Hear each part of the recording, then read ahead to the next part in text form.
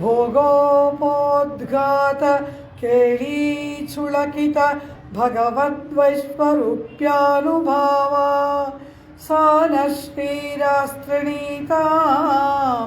ಅಮೃತಲಹರಿಧೀಲಂಘನೀಯೈರ್ ಅಪಾಂಗೈಃ ನಮಾಮಿ ನಾರಾಯಣ ಪಾದಪಂಕಜಂ ಕರೋಮಿ ನಾರಾಯಣ ಪೂಜನಂ ಸದಾ ವದಾಮಿ ನಾರಾಯಣ ನಾಮ ನಿರ್ಮಲಂ ಸ್ಮರಾಮಿ ನಾರಾಯಣ ತತ್ವಮವ್ಯಯಂ ನೀಳಾತುಂಗಸ್ತನಗಿರಿತಟೀ ಸುಪ್ತಮುದ್ಬೋಧ್ಯ ಕೃಷ್ಣಂ ಪಾರಾರ್ಥ್ಯಂ ಸ್ವಂ ಶ್ರುತಿಶತಶಿರಸಿದ್ಧಮಧ್ಯಾಪಯಂತಿ ಸೋಚ್ಚಿಷ್ಟಾಯಾಂ ಸಜಿನಿಗಳಿತಂ ಯಾವಲಾತ್ಕೃತ್ಯ ಭುಂಕ್ತೆ ಗೋದಾ ತಸ್ಯೈ ನಮೈದಮಿದಂ ಭೂಯ ಏವಸ್ತು ಭೂಯಃ அன்னவயல் புதுவையாண்டாளரங்கற்கு பண்ணு திருப்பாவை பல்பதியம் இன்னிசையால் பாடிக் கொடுத்தாள் நற்பாமாலை பூமாலை சூடிக் கொடுத்தாளை சொல்லு சூடிக் கொடுத்த சுடற்கொடியே தொல்பாவை பாடி அருள வல்ல பல்வளையாய் நாடி நீ வெங்கடவர்க்கென்ன விதி என்னை விம்மாத்தம் நாங்கடவா வண்ணமே நல்கு புல்லும் சிலம்பினஹான் புள்ளரையன் கோயிலில் வெள்ளை விழி செங்கின் பேரரவம் கேட்டிலையோ பிள்ளாய் எழுந்திராய் பேய் முலை நஞ்சுண்டு கள்ளச்சாடங் கலக்களிய காலோச்சி வெள்ளத்தரவில் துயிலமர்ந்த வித்தினை உள்ளத்து கொண்டு முனிவர்களும் யோகிகளும் மெல்ல விழந்தறியன்ன பேரரவம் உள்ளம் புகுந்து குளிர்ந்தேலோரெம்பாவாய். ஆண்டாள் ತಿರುವಡಿಗಳೇ ಶರಣಂ. ಅಖಿಲೇಯ ಪ್ರತ್ಯನೀಕನಾಗಿ ಸಮಸ್ತ ಕಲ್ಯಾಣ ಗುಣೈಕತಾನನಾಗಿ ಇರ್ತಕ್ಕಂತಹ ಆ ಪರಮಾತ್ಮನನ್ನು ಶರಣಾಗತಿ ಮಾಡಿದ್ದೇ ಆದರೆ ಶರಣ್ಯನ ಮಹಿಮೆಯಿಂದ ನಮ್ಮ ಪರಮಾತ್ಮಾನುಭವಕ್ಕೆ ವಿರೋಧವಾಗಿರುವ ಕರ್ಮಗಳೆಲ್ಲವೂ ಕೂಡ ತಾನಾಗಿ ಇಲ್ಲವಾಗುತ್ತವೆ. ನಮ್ಮ ಪ್ರಯತ್ನದಿಂದ ನಮ್ಮ ಕರ್ಮಗಳನ್ನು ಕಳೆದುಕೊಳ್ಳುವುದು ಅಸಾಧ್ಯ, ಅದು ಸಾಧ್ಯವೇ ಇಲ್ಲ. ಆದ್ದರಿಂದ ಪರಮಾತ್ಮನ ಮಹಿಮೆಯಿಂದ ಅದು ಇಲ್ಲವಾಗುತ್ತದೆ ಎಂಬತಕ್ಕಂತಹ ಉಪನಿಷತ್ ಸಿದ್ಧವಾದ ಅರ್ಥವನ್ನು ದೇವಿ ಆಂಡಾಳ್ ಮಾಯನೈ ಮಣ್ಣು ವಡಮಧುರೆ ಮೈಂದನೈ ಎಂಬ ಪಾಶುರದಲ್ಲಿ ನಿರೂಪಣೆ ಮಾಡ್ತಾಳೆ. ತೂಯೋಮಾಯಿ ಬಂದು நாம் தூமலர் தூவித் தொழுது வாயினால் பாடி மனத்தினால் சிந்திக்க போய பிழையும் புகுதருவான் நின்றனவும் ತೀಯಿನಿಲ್ ತೂಷಾಹುಂ ಎನ್ನುತ್ತಾಳೆ ದೇವಿ ಆಂಡಾಳ್. ತೂಯೋಮಾಯಿ ಬಂದು ಎಂಬುದಾಗಿ ಹೇಳಿದ್ಲು. ಇಷ್ಟೆಲ್ಲ ಹೇಳಿದ್ಲು. ಮಾಯನೈ ವಡಮಧುರೆ ಮೈಂದನೈ தாயை குடல் விளக்கம் செய்த ದಾಮೋದರನೈ ಆಯರ್ಕುಲತ್ತಿನಿಲ್ ತೋನ್ನುಂ ಅಣಿವಿಳಕ್ಕೈ. ಇಂತಹ ಪರಮಾತ್ಮನನ್ನು ನಾವು ಹೇಗೆ ಆರಾಧನೆ ಮಾಡಬೇಕು? ತೂಯೋಮಾಯಿ ಬಂದು ಎಂಬುದಾಗಿ ಹೇಳ್ತಾಳೆ. ಪರಮ ಪರಿಶುದ್ಧರಾಗಿ ಬಂದು ಅವನನ್ನು ತೊಳೆದು ಅವನಿಗೆ ಆರಾಧನೆಯನ್ನು ಮಾಡಬೇಕು, ನಮಸ್ಕಾರವನ್ನು ಮಾಡಬೇಕು, ಶರಣಾಗತಿ ಮಾಡಬೇಕು ಅಂತ ಹೇಳ್ತಾಳೆ. ತೂಯೋಮಾಯಿ ಬಂದಿನ ತೂಮಲರ್ ತೂವಿ ಎಲ್ಲ ಪರಿಶುದ್ಧ. ತೂಯೋಮಾಯಿ ಬಂದು ಪರಮ ಪರಿಶುದ್ಧರಾಗಿ ಬರಬೇಕು. ತೂ ಮಲರ್ ಪರಿಶುದ್ಧವಾದಂತಹ ಮಲರ್ ಪುಷ್ಪವನ್ನು ತೂವಿ ಸಮರ್ಪಣೆ ಮಾಡಬೇಕು. ಅನಂತರ ವಾಯಿನಾಲ್ ಪಾಡಿ ಬಾಯಿಂದ ನಾಮ ಸಂಕೀರ್ತನೆ ಮಾಡಬೇಕು. ಮನತ್ತಿನಾಲ್ ಸಿಂಧಿಕ್ಕ ಮನದಿಂದ ಧ್ಯಾನ ಮಾಡಬೇಕು ಅಂದ್ಬಿಟ್ಲು. ಇವೆಲ್ಲಕ್ಕೆ ಮುಂಚೆ ತೂಯೋಮಾಯಿ ಬಂದು ಅಂತಾಳೆ. ತೂಯೋಮಾಯಿ ಬಂದು ಅಂದರೆ ಏನು? ಪರಮ ಪರಿಶುದ್ಧರಾಗಿ ಬಂದು ಅಂತ ಹೇಳ್ತಾಳೆ. ಯಾವ ಪಾರಿಶುದ್ಧ್ಯವನ್ನು ಇಲ್ಲಿ ಆಂಡಾಳು ಹೇಳ್ತಾ ಇದ್ದಾಳೆ? ಎಲ್ಲ 108 ನದಿಗಳಲ್ಲಿ ಹೋಗಿ 1008 ಮುಳುಗಾಕ್ಬಿಟ್ಟು ಬರಬೇಕು ಅಂತ ಹೇಳ್ತಾ ಇದ್ದಾಳ? ಅಥವಾ ಇದ್ವತ್ತು ಸೋಪಲ್ಲ ಮೈಗಚ್ಕೊಂಡು ಸ್ನಾನ ಮಾಡ್ಕೊಂಡು ಬನ್ನಿ ಅಂತ ಹೇಳ್ತಾ ಇದ್ದಾಳ. ಯಾವ ತೂಯ್ಮೈ ಇಲ್ಲಿ ಪೆರಿಯವಚ್ಚಾನ್ ಪಿಳ್ಳೆ ವ್ಯಾಖ್ಯಾನದಲ್ಲಿ ಹೇಳ್ತಾರೆ, ಇಡಚ್ಚಿಗಳ್ ತೂಯ್ಮೈ ಪ್ರಸಿದ್ಧ ಮಿರೇ, ಗೊಲ್ಲತಿಯರ ಪಾರಿಶುದ್ಧ್ಯ ಲೋಕ ಪ್ರಸಿದ್ಧ ಅಂದ್ಬಿಟ್ರು. ಏನು ಪ್ರಸಿದ್ಧಿ ಅವರೇ ಹೇಳ್ತಾರೆ, ಉಡಂಬಿರುಪ್ಪ ತಲೆಗುಳಿಪ್ಪರ್ ತಲೆಯಿರುಪ್ಪ ಉಡಲ್ ಕುಳಿಪ್ಪರ್.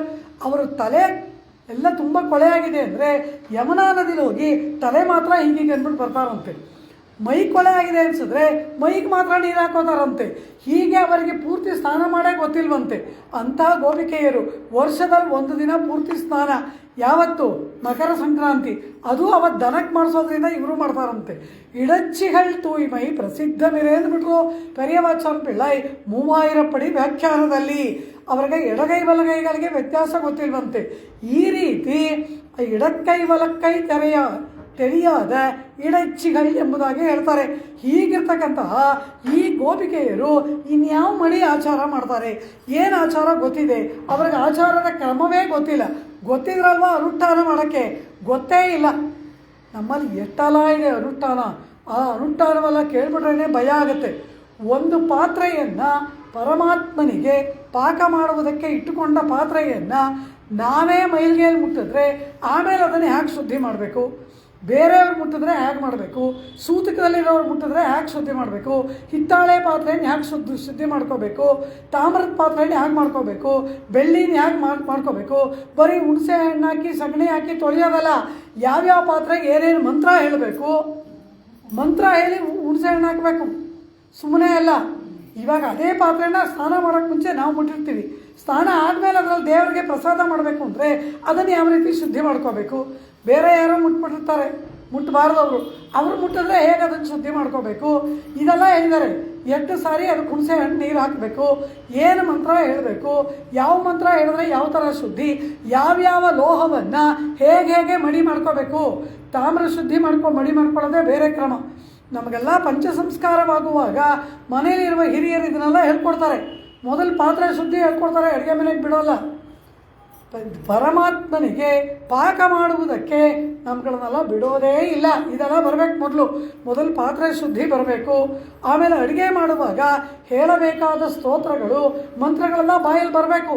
ಇದನ್ನೆಲ್ಲ ಹೇಳ್ಕೊಂಡು ದೇವ್ರಿಗೆ ಪಾಕ ಮಾಡಬೇಕು.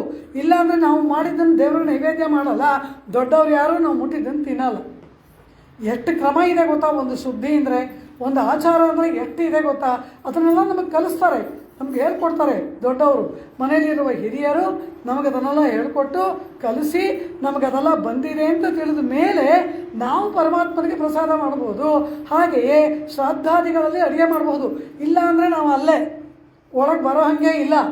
ಈ ರೀತಿಯಾಗಿ ಆಚಾರ ಮಡಿಮೈಲಿಗೆಗಳೆಲ್ಲ ಅನುಷ್ಠಾನದಲ್ಲಿ ಉಂಟು. ಈಗ ಅದೆಲ್ಲ ಯಾರಿಗೆ ಗೊತ್ತು? ಹುಣಸೆ ಹಣ್ಣೇ ನೋಡಿಲ್ಲ, ಇನ್ನು ಅದನ್ನು ಹಚ್ಚಿ ಹಿತ್ತಾಳೆ ಪಾತ್ರೆ ತೊಳೆಯೋದಲ್ಲಿ ಬಂತು. ಹಿತ್ತಾಳೆ ಪಾತ್ರೆನೇ ಇಲ್ವಲ್ಲ, ಇದೆಲ್ಲ ಇಲ್ಲವೇ ಇಲ್ಲ. ಸೌದೆ ಒಲೆ, ಹಿತ್ತಾಳೆ ಪಾತ್ರೆ, ಬಾವಿ ನೀರು, ಇದೆಲ್ಲ ನಮಗೆ ತಿಳಿಯದ ವಿಚಾರಗಳು.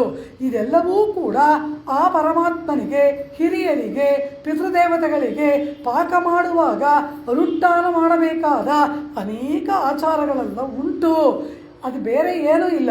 ಸಾತ್ವಿಕ ಗುಣವನ್ನು ಅಧಿಕ ಮಾಡುತ್ತೆ. ಪರಮಾತ್ಮನಿಗೆ ನಾವು ಎಷ್ಟು ಶುದ್ಧವಾಗಿ ಮಾಡಿದ್ರೂ ಕೂಡ ಸಾಲದು. ಅವನ ಆ ಒಂದು ಶುದ್ಧಿಗೆ ಪರಮಸತ್ವ ಸಮಾಶ್ರಯಕ್ಕಃ ಎಂಬತಕ್ಕಂತಹ ಪರಾತ್ಪರನಾದ ಆ ಪರಮಾತ್ಮನಿಗೆ ಎಚ್ಚಿಲ್ ಬಾಯಿ ಅಳುಕುಡಂಬು ಅಂತಾರೆ ಆಳ್ವಾರು. ಎಂಜಲ್ ಬಾಯಿ ಬರೀ ರಕ್ತ, ಮೂಳೆ, ಮೂತ್ರ, ಮಾಂಸ ಇದೆಲ್ಲ ತುಂಬಿಕೊಂಡಿರೋ ಈ ಮೈಯಿಂದ, ಬರೀ ಕೊಳೆಯೇ ತುಂಬಿಕೊಂಡಿರೋ ಈ ಮೈಯನ್ನು ಎಷ್ಟು ಶುದ್ಧ ಮಾಡಿದ್ರೂ ಅದು ಅಶುದ್ಧವೇ ಅಲ್ಲವ. ಹಾಗಿರುವಾಗ ಇದನ್ನೇ ಶುದ್ಧಿ ಅಂತ ನಾವು ಹೇಳೋಕ್ಕಾಗತ್ತಾ? ಆದರೆ ಈ ಎಲ್ಲ ಅನುಷ್ಠಾನಗಳು ಆ ಗೋಪಿಕೆಯರಿಗೆ ತಿಳಿದಿದೆಯಾ? ಎಡಗೈ ಬಲಗೈಗಳಿಗೆ ವ್ಯತ್ಯಾಸ ತಿಳಿಯದ ಆ ಹಸುವನ್ನು ಹಿಂಬಾಲಿಸತಕ್ಕಂತಹ ಗೊಲ್ಲಕುಲದಲ್ಲಿ ಹುಟ್ಟಿದವರು, ಅವರ ಮಧ್ಯದಲ್ಲಿ ಒಬ್ಬಳಾಗಿ ಆಂಡಾಳು ಹೇಳ್ತಾಳೆ ತೂಯೋಮಾಯ್ ವಂದೇ ಎಂಬುದಾಗಿ. ಇಡಚ್ಚಿಗಳ್ ತೂಯ್ಮೈ ಪ್ರಸಿದ್ಧ ಮಿರೆ. ಇಡಚ್ಚಿಗಳಂದರೆ ಗೊಲ್ಲತಿಯರು. ಇವ್ರ ಮಡಿ ಬಹಳ ಪ್ರಸಿದ್ಧವಂತೆ. ಕಾರಣ ಏನು? ಮಡಿ ಅಂದರೆ ಏನು ಅಂತಲೇ ಅವ್ರಿಗೆ ಗೊತ್ತಿಲ್ಲ. ಈ ರೀತಿಯಾಗಿರುವವರ ಆಚಾರ ಪ್ರಸಿದ್ಧ. ಆದರೆ ತುಯೋಮಾಯ್ ವಂದೇ ಅಂತ ಹೇಳುವುದರ ಅರ್ಥವೇನು ಅಂದರು. ಇಲ್ಲಿ ಹೇಳ್ತಾ ಇರ್ತಕ್ಕಂತಹದ್ದು ಬಾಹ್ಯವಾದ ಶುದ್ಧಿ ಅಲ್ಲ. ಬಾಹ್ಯ ಶುದ್ಧಿ ಬೇಕು, ಕೈಕಾಲು ತೊಳಿಬೇಕು, ಎಂಜಲ್ ಮಾಡಬಾರ್ದು, ಮಡಿಯಾಗಿರಬೇಕು, ದೇವರಿಗೆ ಪ್ರಸಾದ ಮಾಡಬೇಕು, ಇದೆಲ್ಲ ಉಂಟು, ಬೇಕು ಅದೆಲ್ಲವೂ. ಆದರೆ ಕೇವಲ ಬಾಹ್ಯ ಶುದ್ಧಿಯೇ ಪ್ರಧಾನವಲ್ಲ, ಆಂತರಿಕವಾದ ಶುದ್ಧಿ ಬೇಕು. ಇಲ್ಲಿ ಆಂಡಾಳ್ ಯಾವ ಶುದ್ಧಿಯನ್ನು ಹೇಳ್ತಾ ಇದ್ದಾಳೆ? ಪರಮ ಪರಿಶುದ್ಧರಾಗಿ ಬಂದು ಅಂತ ಹೇಳಿದ್ಲು. ಇವರೆಲ್ಲ ಏನು ಸ್ನಾನ ಮಾಡ್ಕೊಂಡು ವ್ರತ ಮಾಡ್ತಾ ಇದ್ದಾರೆ. ದ್ರೌಪದಿ ಸ್ನಾತಯ ಎಂದ್ರೆ ಪ್ರಪತ್ತಿ ಪಣ್ಣಿತ್ತು.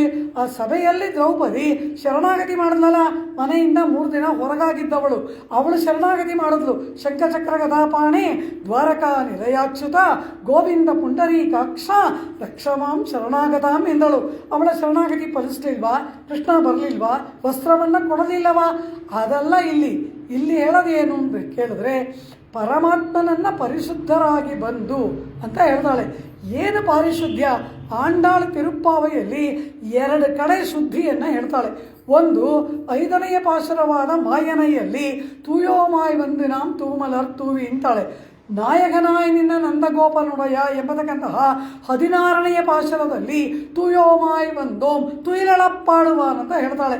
2 ಕಡೆ ಆಂಡಾಳ್ ಶುದ್ಧಿಯನ್ನು ಹೇಳ್ತಾಳೆ. ಪಾರಿಶುದ್ಧ್ಯದ ಬಗ್ಗೆ 2 ಕಡೆ ಉಲ್ಲೇಖವಿದೆ ತಿರುಪ್ಪಾವೆಯಲ್ಲಿ. ಯಾವ ಪಾರಿಶುದ್ಧ್ಯ ಅಂತ ಕೇಳಿದ್ರೆ, ಹೇ ಪರಮಾತ್ಮ, ನಿನ್ನ ಹೊರತಾಗಿ ನಮಗೆ ಬೇರೆ ಆಶ್ರಯವಿಲ್ಲ, ನಾವು ಅಕಿಂಚದರು, ನಾವು ಅನನ್ಯಗತಿಗಳು, ನಿನ್ನ ಹೊರತಾಗಿ ಯಾವ ಸಾಧನವನ್ನು ನಾವು ಅರಿತವರಲ್ಲ. ಕರ್ಮಯೋಗ, ಜ್ಞಾನಯೋಗ, ಭಕ್ತಿಯೋಗ, ದಾನ ಧರ್ಮ, ಅದು ಮಾಡಿದ್ದೀನಿ, ಇದು ಮಾಡಿದ್ದೀನಿ, ನಾನು ಅದನ್ನು ಮಾಡಿಬಿಟ್ಟೆ, ನಾನು ಇದನ್ನು ಮಾಡಿಬಿಟ್ಟೆ, ನಮ್ಮ ಸಾಧನೆಯ ಯಾವ ಮೈಲಿಗೆಯೂ ನಮ್ಮ ಬಳಿಯಲ್ಲಿ ಇಲ್ಲ. ನಾನೊಂದು ಸಾಧನೆ ಮಾಡಿದ್ದೀನಿ ಅಂದರೆ ಅದರಲ್ಲಿ ನಾನು ಅನ್ನೋ ಅಹಂಕಾರ, ನನ್ನ ಕರ್ಮ ಎಂಬತಕ್ಕಂತಹ ವ್ಯಾಮೋಹ, ಫಲ ನನಗೆ ಬರಬೇಕು ಎಂಬ ದುರಾಸೆ, ಇದೆಲ್ಲ ಮೈಲಿಗೆ. ಪರಮಾತ್ಮನನ್ನು ಆರಾಧನೆ ಮಾಡುವಾಗ ನಾನು ನನ್ನದು ಎಂಬುದೇ ದೊಡ್ಡ ಮೈಲಿಗೆ. ಆದ್ದರಿಂದ ಇಲ್ಲಿ ಯಾವ ಸಾಧನಾನುಷ್ಠಾನವೂ ನಮಗೆ ಇಲ್ಲ. ನಮ್ಮ ಸಾಧನ ಯಾರು? ನೀನೇ ನಮ್ಮ ಸಾಧನ. ನಮ್ಮ ಪುಣ್ಯ ಪಾಪಗಳನ್ನು ಕಳೆಯುವುದಕ್ಕೆ ನಾವು ಏನನ್ನೂ ಮಾಡಿಕೊಂಡವರಲ್ಲ. ನಮ್ಮ ಕೈ ಖಾಲಿ ಇದೆ, ಏನೂ ಇಲ್ಲ. ಆದರೆ ಮಾತ್ರ ಪರಮ ಪಾಪಿಗಳು, ಮಾಡಬಾರ್ದೆಲ್ಲ ಮಾಡಿದ್ದೀವಿ. ಆದರೆ ಆ ಪಾಪವನ್ನು ಕಳೆದುಕೊಳ್ಳುವುದಕ್ಕೆ ನಾವು ಯಾವ ಸಾಧನಾನುಷ್ಠಾನವನ್ನು ಮಾಡಿಲ್ಲ. ನೀನೇ ಉಪಾಯ, ನೀನೇ ಸಾಧನ ಎಂಬುದಾಗಿ ಕೃಷ್ಣನನ್ನೇ ಸಾಧನವಾಗಿ ವರಿಸಿದಂತಹ ಸಾಧನ ಶುದ್ಧಿ, ಉಪಾಯ ಶುದ್ಧಿಯನ್ನು ತುಯೋಮಾಯ್ ವಂದು ಇಲ್ಲಿ ಹೇಳುವುದು ಉಪಾಯ ಶುದ್ಧಿ. ನಾಯಕನಾಯ್ ಪಾಶುದರೆ ಹೇಳುವುದು ಪುರುಷಾರ್ಥ ಶುದ್ಧಿ. ಪರಮಾತ್ಮನೇ, ನಿನ್ನ ಕೈಂಕರ್ಯದ ಹೊರತಾಗಿ ನಮಗೆ ಬೇರೆ ಯಾವ ಫಲವೂ ಬೇಡ ಎಂಬುದಾಗಿ ಇತರ ಫಲಗಳ ಮೈಲಿಗೆ ಇಲ್ಲ. ಪರಮಾತ್ಮನ ಕೈಂಕರ್ಯವೇ, ಪರಮಾತ್ಮನ ಆನಂದವೇ ಫಲ ಎಂಬ ಪುರುಷಾರ್ಥ ಶುದ್ಧಿ ನಾಯಕನಾಯ್ ಪಾಶುರದಲ್ಲಿ. ಇಲ್ಲಿ ಉಪಾಯ ಶುದ್ಧಿ, ಅಲ್ಲಿ ಉಪೇಯ ಶುದ್ಧಿ, ಇಲ್ಲಿ ಪ್ರಾಪಕ ಶುದ್ಧಿ, ಅಲ್ಲಿ ಪ್ರಾಪ್ಯ ಶುದ್ಧಿ, ಇಲ್ಲಿ ಸಾಧನ ಶುದ್ಧಿ, ಅಲ್ಲಿ ಸಿದ್ಧಿಯ ಶುದ್ಧಿ. ಎಂತೆಂಥ ವಿಚಾರಗಳು ಇಲ್ಲಿ ಹೇಳ್ತಾಳೆ. ನೀನೇ ಸಾಧನ ಎಂಬತಕ್ಕಂತಹ ಉಪಾಯಾಂತರ ಶೂನ್ಯತ್ವ, ಯಾವ ನಮ್ಮ ಸ್ವಪ್ರಯತ್ನದಿಂದ ಏನೂ ಮಾಡಿದ ಮೈಲಿಗೆ ನಮಗೆ ಇಲ್ಲ. ಸ್ವಪ್ರಯತ್ನವನ್ನು ಬಿಟ್ಬಿಟ್ಟಿದ್ದೀವಿ.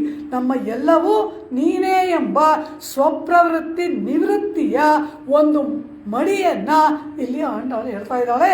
ಪಾರಿಶುದ್ಧ್ಯ ನಮ್ಮ ಪ್ರಯತ್ನ ಎಂಬ ಶರಣಾಗತಿಗೆ ಸ್ವಪ್ರವೃತ್ತಿ ಕುಡಿದು ಶರಣಾಗತಿ ಮಾಡಿಬಿಟ್ಟು ಸ್ವಪ್ರವೃತ್ತಿ ಇದ್ದರೆ ಶರಣಾಗತಿ ಬಿದ್ದೋಗುತ್ತೆ. ஷணல் கயர் கண்ட பிரம்மாஸ்திரம் போலே ಪ್ರಪತ್ತಿಯಾನದ ನಡುவும் ಪಿಳ್ಳ ಉಲಹಾಶ್ಚರ್ಯರು ಹೇಳ್ಬಿಟ್ರು. ಅಲ್ಲಿ ಆ ಹನುಮಾನ್ ಆ ಅಶೋಕವನಕ್ಕೆ ಹೋಗಿ ಆ ಅಶೋಕವನವನ್ನೆಲ್ಲ ಧ್ವಂಸ ಮಾಡಿದಾಗ ಅವನನ್ನು ಹಿಡಿಬೇಕು ಅಂತ ರಾವಣ ಯಾರ್ಯಾರನ್ನೋ ಕಳಿಸ್ತಾನೆ, ಆಗಲ್ಲ. ಕೊನೆಗೆ ಇಂದ್ರಜಿತ್ ಬರ್ತಾನೆ. ಈ ಹನುಮಾನನ ಮೇಲೆ ಬ್ರಹ್ಮಾಸ್ತ್ರ ಪ್ರಯೋಗ ಮಾಡಿಬಿಡ್ತಾನೆ. ಆಂಜನೇಯನಿಗೆ ಯಾವ ಅಸ್ತ್ರದಿಂದ ಏನೂ ಆಗೋಲ್ಲ, ಅವನಿಗದು ವರ. ಆದರೆ ಇಲ್ಲಿ ಆ ಬ್ರಹ್ಮಾಸ್ತ್ರಕ್ಕೆ ಒಂದು ಗೌರವ ತೋರಿಸ್ಬೇಕು ಅಂತ ಇವನು ಕಟ್ಟು ಬಿದ್ದಂತೆ ನಟಿಸ್ತಾನೆ ಹನುಮಾನ್. ಆ ಬ್ರಹ್ಮಾಸ್ತ್ರಕ್ಕೆ ಕಟ್ಟು ಬಿದ್ದೆ ಅನ್ನೋದು ಆ ಬ್ರಹ್ಮಾಸ್ತ್ರಕ್ಕೆ ಒಂದು ಗೌರವ ಕೊಡಬೇಕು ಅಂತ ಇವನಾಗಿರ್ತಾನೆ. ಆದರೆ ಅಲ್ಲಿರುವ ಆ ರಾಕ್ಷಸರೆಲ್ಲ ಏನು ಮಾಡ್ತಾರೆ, ಏನೋ ನಮ್ಮ ರಾಜ್ಕುಮಾರ ಬಂದ್ರಂತೆ, ಒಂದು ಬಾಣ ಬಿಟ್ಟಂತೆ, ಈ ಕವಿನ ಕಟ್ಟಾಕ್ಬಿಟ್ರಂತೆ, ಇದು ಕಟ್ಟಾಕಕ್ಕೆ ಸಾಧ್ಯನಾ? ಅಕ್ಷಕುಮಾರನನ್ನೇ ವಧಿಸಿದವನು ಇವನು, ಇವನನ್ನು ಒಂದು ಬಾಣ ಕಟ್ಟಾಕತ್ತ ಅಂತ ಹೇಳ್ಬಿಟ್ಟು ಒಂದು ದೊಡ್ಡ ಒಂದು 1000 ಮಾರು ಹಗ್ಗ ತಗೊಂಡ್ಬಂದು ಈ ಹನುಮಂತನ ಕೈ ಕಾಲು ಮೂತಿ ಬಾಲ ಎಲ್ಲವನ್ನು ಬಿಗಿಯಾಗಿ ಕಟ್ಟಿದ್ರಂತೆ. ಇವರು ಕಟ್ಟಿದ್ರೋ ಇಲ್ವೋ ಬ್ರಹ್ಮಾಸ್ತ್ರ ಬಿಟ್ಟು ಹೋಯ್ತು. ಬ್ರಹ್ಮಾಸ್ತ್ರ ಅದು ಕಟ್ಟಿ ಹಾಕಿತ್ತು, ಕಟ್ಟಿ ಬಿದ್ದಿದ್ದ ಅವನು. ಆದರೆ ಇವರು ಯಾವಾಗ ಹಗ್ಗ ಕಟ್ಟಿದ್ರೋ ಆ ಬ್ರಹ್ಮಾಸ್ತ್ರಕ್ಕೆ ಏನಾಯಿತು, ತನ್ನ ಮೇಲೆ ನಂಬಿಕೆ ಇಲ್ಲದೆ ಇವರು ಹಗ್ಗ ಕಟ್ಟಿದ್ರಲ್ಲ ಅಂತ ಆ ಬ್ರಹ್ಮಾಸ್ತ್ರ ಹೊಟ್ಟೋಯ್ತು. ಅದರ ಪ್ರಭಾವ ಹೊಟ್ಟೋಯ್ತು ಬ್ರಹ್ಮಾಸ್ತ್ರ, ಅದು ಕೈ ಬಿಟ್ಬಿಡ್ತು. ಶಣಲ್ ಕೈಯರ್ ಕಂಡ ಬ್ರಹ್ಮಾಸ್ತ್ರಂ ಬೋಲೆ. ಈ ಬಾವಿ ನೀರು ಸೇದೋ ಹಗ್ಗದ ಒಂದು ಪ್ರಭಾವದಿಂದ ಬ್ರಹ್ಮಾಸ್ತ್ರ ಹೇಗೆ ಕೈ ಬಿಟ್ಟು ಹೋಯ್ತೋ ಹಾಗೆ ಪರಮಾತ್ಮನಲ್ಲಿ ಶರಣಾಗತಿಯನ್ನು ಮಾಡಿ ನಮ್ಮ ಭಾರವನ್ನು ಪರಮಾತ್ಮನಿಗೆ ವಹಿಸಿಬಿಟ್ಟು, ಪರಮಾತ್ಮನಿಗೇನೋ ಒಪ್ಪಿಸಿದ್ದೀನಿ ಭಾರ, ಆದರೆ ನಾನೇನಾದರೂ ಮಾಡಬೇಡವಾ, ನಾನೇನು ಮಾಡದೆ ಹೋದರೆ ಪರಮಾತ್ಮ ಸುಮ್ಮನಿರ್ತಾನ ಅಂತ ನಾನು ಅದನ್ನು ಮಾಡ್ತೀನಿ ಇದನ್ನು ಮಾಡ್ತೀನಿ ಅಂದರೆ ಶರಣಾಗತಿ ಕೈ ಬಿಟ್ಟು ಹೋಗುತ್ತೆ. ಶರಣಾಗತಿ ಕೈ ಬಿಟ್ಟು ಹೋಗುತ್ತೆ ಅಂದರೆ ಏನರ್ಥ, ಅವನು ಕೈ ಬಿಡ್ತಾನೆ ಅಂತ ಅರ್ಥ. ಅವನೇನು ಮಾಡ್ತಾನೆ, ನನ್ನ ಮೇಲೆ ಭಾರ ಹಾಕಿ ಪರಿಪೂರ್ಣವಾಗಿ ನಿನ್ನ ಆತ್ಮವನ್ನು ನನಗೆ ಒಪ್ಪಿಸಿದ್ದಾಯಿತು. ಆದರೆ ಈಗ ನಾನೇನಾದರೂ ಮಾಡ್ತೀನಿ ಅಂತ ಸ್ವಪ್ರವೃತ್ತಿ ಮಾಡ್ತೀಯಲ್ಲ, ಸರಿ ನೀನೇನು ಮಾಡ್ತೀಯೋ ಎಲ್ಲ ಮಾಡ್ಕೊಂಡು ಬಾ ನೋಡೋಣ ಅಂತ ಅವನ ಕೈ ಬಿಟ್ಬಿಟ್ಟು ಸುಮ್ಮನೆ ಕೂತ್ಕೋತಾನೆ. ಅವನು ರಕ್ಷಣೆಗೆ ಬರೋಲ್ಲ. ಶರಣಾಗತಿ ಅಂದರೆ ಹೇಗಿರಬೇಕು, ಇರು ಕೈಯಂ ಬಿಟ್ಟೇನೋ ದ್ರೌಪದಿಯ ಪೋಲೆ. ಒಂದು ಕೈಯಲ್ಲಿ ವಸ್ತ್ರವನ್ನು ದ್ರೌಪದಿ ಹಿಡಿದಿರುವ ತನಕ ಕೃಷ್ಣ ಪರಮಾತ್ಮ ವಸ್ತ್ರವನ್ನು ಕೊಡಲೇ ಇಲ್ಲ. ಅವಳು ಎರಡು ಕೈಯೂ ಬಿಟ್ಬಿಟ್ಲು. ಗೋವಿಂದ ರಕ್ಷಮಾಂ ಶರಣಾಗತಾಂ ಅಂದ್ಲು. ಆಗ ಕೃಷ್ಣ ಬಂದ. ಆ ಎರಡು ಕೈ ಜೋಡಿಸಿದ್ರೆ ಅರ್ಥ ಏನು, ಪೂರ್ಣ ಭಾರವನ್ನು ಪರಮಾತ್ಮನಿಗೆ ಒಪ್ಸಿದ್ಲು. ಒಂದು ಕೈಯಲ್ಲಿ ವಸ್ತ್ರ ಹಿಡ್ಕೊಂಡಿದ್ಲು ಅಂದರೆ ಏನರ್ಥ, ಇನ್ನೂ ಅವನ ಮೇಲೆ ನಂಬಿಕೆ ಇಲ್ಲ. ಇವಳು ಪ್ರಯತ್ನ, ಇವಳು ಒಂದು ಕೈಯಲ್ಲಿ ವಸ್ತ್ರ ಹಿಡಿದಿದ್ದಾಳೆ ಅಂದರೆ ತನ್ನ ಮಾನ ರಕ್ಷಣೆ ಮಾಡಿಕೊಳ್ಳುವುದಕ್ಕೆ ಇನ್ನೂ ಇವಳ ಪ್ರವೃತ್ತಿ, ಇವಳ ಪ್ರಯತ್ನ ಇನ್ನೂ ಇದೆ. ಆದರೆ ಪರಮಾತ್ಮನನ್ನು ಪೂರ್ತಿ ನಂಬಿದ್ದು ಯಾವಾಗ, ಆ ಕೈಯೂ ಬಿಟ್ಬಿಟ್ಟು ಮೇಲೆತ್ತಿದಾಗ ಆಗ ಕೃಷ್ಣ ವಸ್ತ್ರವನ್ನು ಕೊಟ್ಟ. ಇದು ಶರಣಾಗತಿ, ಇದು ಪ್ರಪತ್ತಿ. ಪೂರ್ಣವಾಗಿ ಪರಮಾತ್ಮನನ್ನು ನಂಬಿದ ಮೇಲೆ ಸಂದೇಹಕ್ಕೆ ಆಸ್ಪದವೇ ಇಲ್ಲ, ಅವನು ರಕ್ಷಿಸಿಯೇ ತೀರ್ತಾನೆ ಎಂಬುದು. ಶರಣಾಗತಿ ಪ್ರಪತ್ತಿಯಲ್ಲಿ ಅತಿ ಪ್ರಧಾನವಾದದ್ದು ಮಹಾವಿಶ್ವಾಸ ಅಂದ್ಬಿಟ್ಟು. ವಿಭೀಷಣ ಶರಣಾಗತಿಯಲ್ಲಾಗಲಿ, ಭರತನ ಶರಣಾಗತಿಯಲ್ಲಾಗಲಿ, ಎಲ್ಲೆಲ್ಲಿ ಶರಣಾಗತಿಯೋ ಅಲ್ಲೆಲ್ಲ ಇದನ್ನೇ ಹೇಳ್ತಾರೆ ನಮ್ಮ ಋಷಿಮುನಿಗಳು. ಮಹಾವಿಶ್ವಾಸ ಇರಬೇಕು. ಪರಮಾತ್ಮನ ಆಶ್ರಯ ಮಾಡಿದ್ದೀನಿ, ಆದರೆ ಅವ್ನು ನಮ್ಮಂಥವ್ರನ್ನ ಕಾಪಾಡ್ತಾನೆ ಅಂದರೆ ಅವ್ನ ಕೈ ಬಿಟ್ಟ ಅಂತ ಅರ್ಥ. ಆದರೆ ನಾವು ಅದಕ್ಕೆ ಆಸ್ಪದವೇ ಇಲ್ಲ, ಮಾಡಿಯೇ ಮಾಡ್ತಾನೆ ಎಂಬ ದೃಢ ವಿಶ್ವಾಸ ಶರಣಾಗತಿ ಪ್ರಪತ್ತಿಯಲ್ಲಿ ಪ್ರಧಾನವಾದದ್ದು. ಆ ರೀತಿ ಆ ದ್ರೌಪದಿ ಎಷ್ಟು ವಿಶ್ವಾಸ ಇದ್ದರೆ ಆ ಕೈಯನ್ನು ಬಿಡ್ತಾಳೆ. ಎರಡು ಕೈಯೂ ಬಿಟ್ಬಿಟ್ಲು.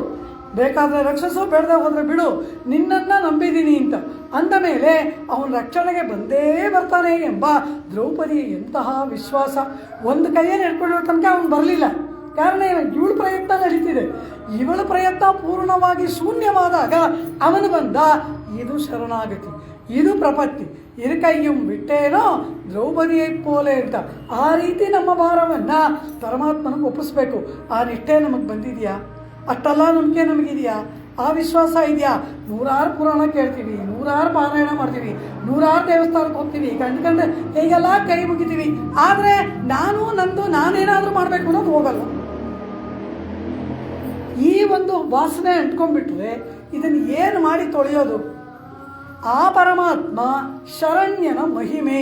ಆದ್ದರಿಂದ ಆಂಡಾಳು ಏನು ಹೇಳ್ತಾಳೆ, ಆ ವಾಸನೆಯೂ ನಮಗೆ ಇಲ್ಲ. ಪರಮಾತ್ಮ ಸ್ವಪ್ರವೃತ್ತಿ ಮಾಡೋದು ಬಿಟ್ಟಿರೋದಲ್ಲ, ಅದರ ವಾಸನೆ ಕೂಡ ನಮಗಿಲ್ಲ. ಪೂರ್ಣವಾಗಿ ಸ್ವಪ್ರವೃತ್ತಿ ನಿವೃತ್ತಿ ಆಗಿಬಿಡ್ತು. ನೀನೇ ಸಾಧನ ಎಂಬತಕ್ಕಂತಹ ಆ ಉಪಾಯ ಶುದ್ಧಿ, ಸಾಧನ ಶುದ್ಧಿಯಿಂದ ನಾವು ಬಂದಿದ್ದೀವಿ. ತುಯೋಮಾಯ್ ವಂದೇ, ನಿನ್ನನ್ನೇ ಆಶ್ರಯಿಸಿ, ನಿನ್ನನ್ನೇ ನಂಬಿ, ನಿನ್ನ ಹೊರತಾಗಿ ಮತ್ತಾವುದನ್ನು ಭಾವಿಸದೆ, ಆ ಸಾಧನವಾಗಿ ವರಿಸದೆ ಬಂದ ಶುದ್ಧಿ ನಮಗೆ ಉಂಟು ಅಂದ್ಬಿಟ್ರು. ತುಯೋಮಾಯ್ ವಂದೇ ನಾವು ಅಂತಾಳೆ. ಎಂಥ ನಾವು? ಅಕಿಂಚನರಾದ ನಾವು, ಅನನ್ಯಗತಿಗಳಾದ ನಾವು, ಪಾಪಿಷ್ಠಯರಾದ ನಾವು. ಇಂತಹ ನಾವುಗಳು ಇನ್ಯಾರನ್ನೂ ಆಶ್ರಯಿಸದೆ ಕೇವಲ ನಿನ್ನನ್ನೇ ಆಶ್ರಯ ಮಾಡಿದ ಶುದ್ಧಿಯಿಂದ ಬಂದಿದ್ದೇವೆ.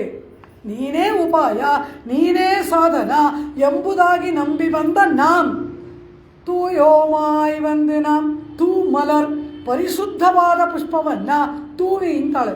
ತೂವಿ ಅಂದ್ರೇನು ತಮಿಳಲ್ಲಿ? ಹಾಕಿ ಅಂತ ಅರ್ಥ. ಸಮರ್ಪಿಸಿ ಅಂತ ಹೇಳ್ತಾ ಇಲ್ಲ ಆಂಡಾಳು, ಹಾಕಿ ಅಂತ ಇದ್ದಾಳೆ. ಅರ್ಥವೇನು ಅಂದರು, ನೀವು ಹೇಗಾದರೂ ಹಾಕಿ, ಅವನದನ್ನು ನನಗೆ ಸಮರ್ಪಣೆ ಮಾಡಿದ್ರು ಅಂತ ಅವನು ತಿಳ್ಕೊತಾನಂತೆ. ಆಳವಂತ ಸ್ತೋತ್ರ ರತ್ನದಲ್ಲಿ ಹೇಳ್ತಾರೆ, ಯಥಾ ತಥಾವಾಪಿ ಸಕೃತ್ಕೃತೋಂಜಲಿ. ನೀನು ಹೇಗೋ ಹೀಗೆ ನಿಂತ್ಕೋತೀಯಾ, ಹೀಗೆ ಇಟ್ಕೋತೀಯಾ ಅಂತೂ ಎರಡು ಕೈ ಸೇರ್ತೋ ಇಲ್ವೋ ನನಗೆ ನಮಸ್ಕಾರ ಮಾಡಿದೆ ಅಂತ ಅವನು ತಿಳ್ಕೊತಾನಂತೆ. ಹೀಗೆ ಮಾಡಬೇಕು ಅಂತಿಲ್ಲ, ಇದು ಹೇಗೋ ಇದು ನಮಸ್ಕಾರ ಅಂತೂ ಎರಡು ಕೈ ಜೋಡಿಸಿದ್ಯಲ್ಲ ಸಾಕು ಹೋಗು ಅಂತಾನಂತೆ ಪರಮಾತ್ಮ.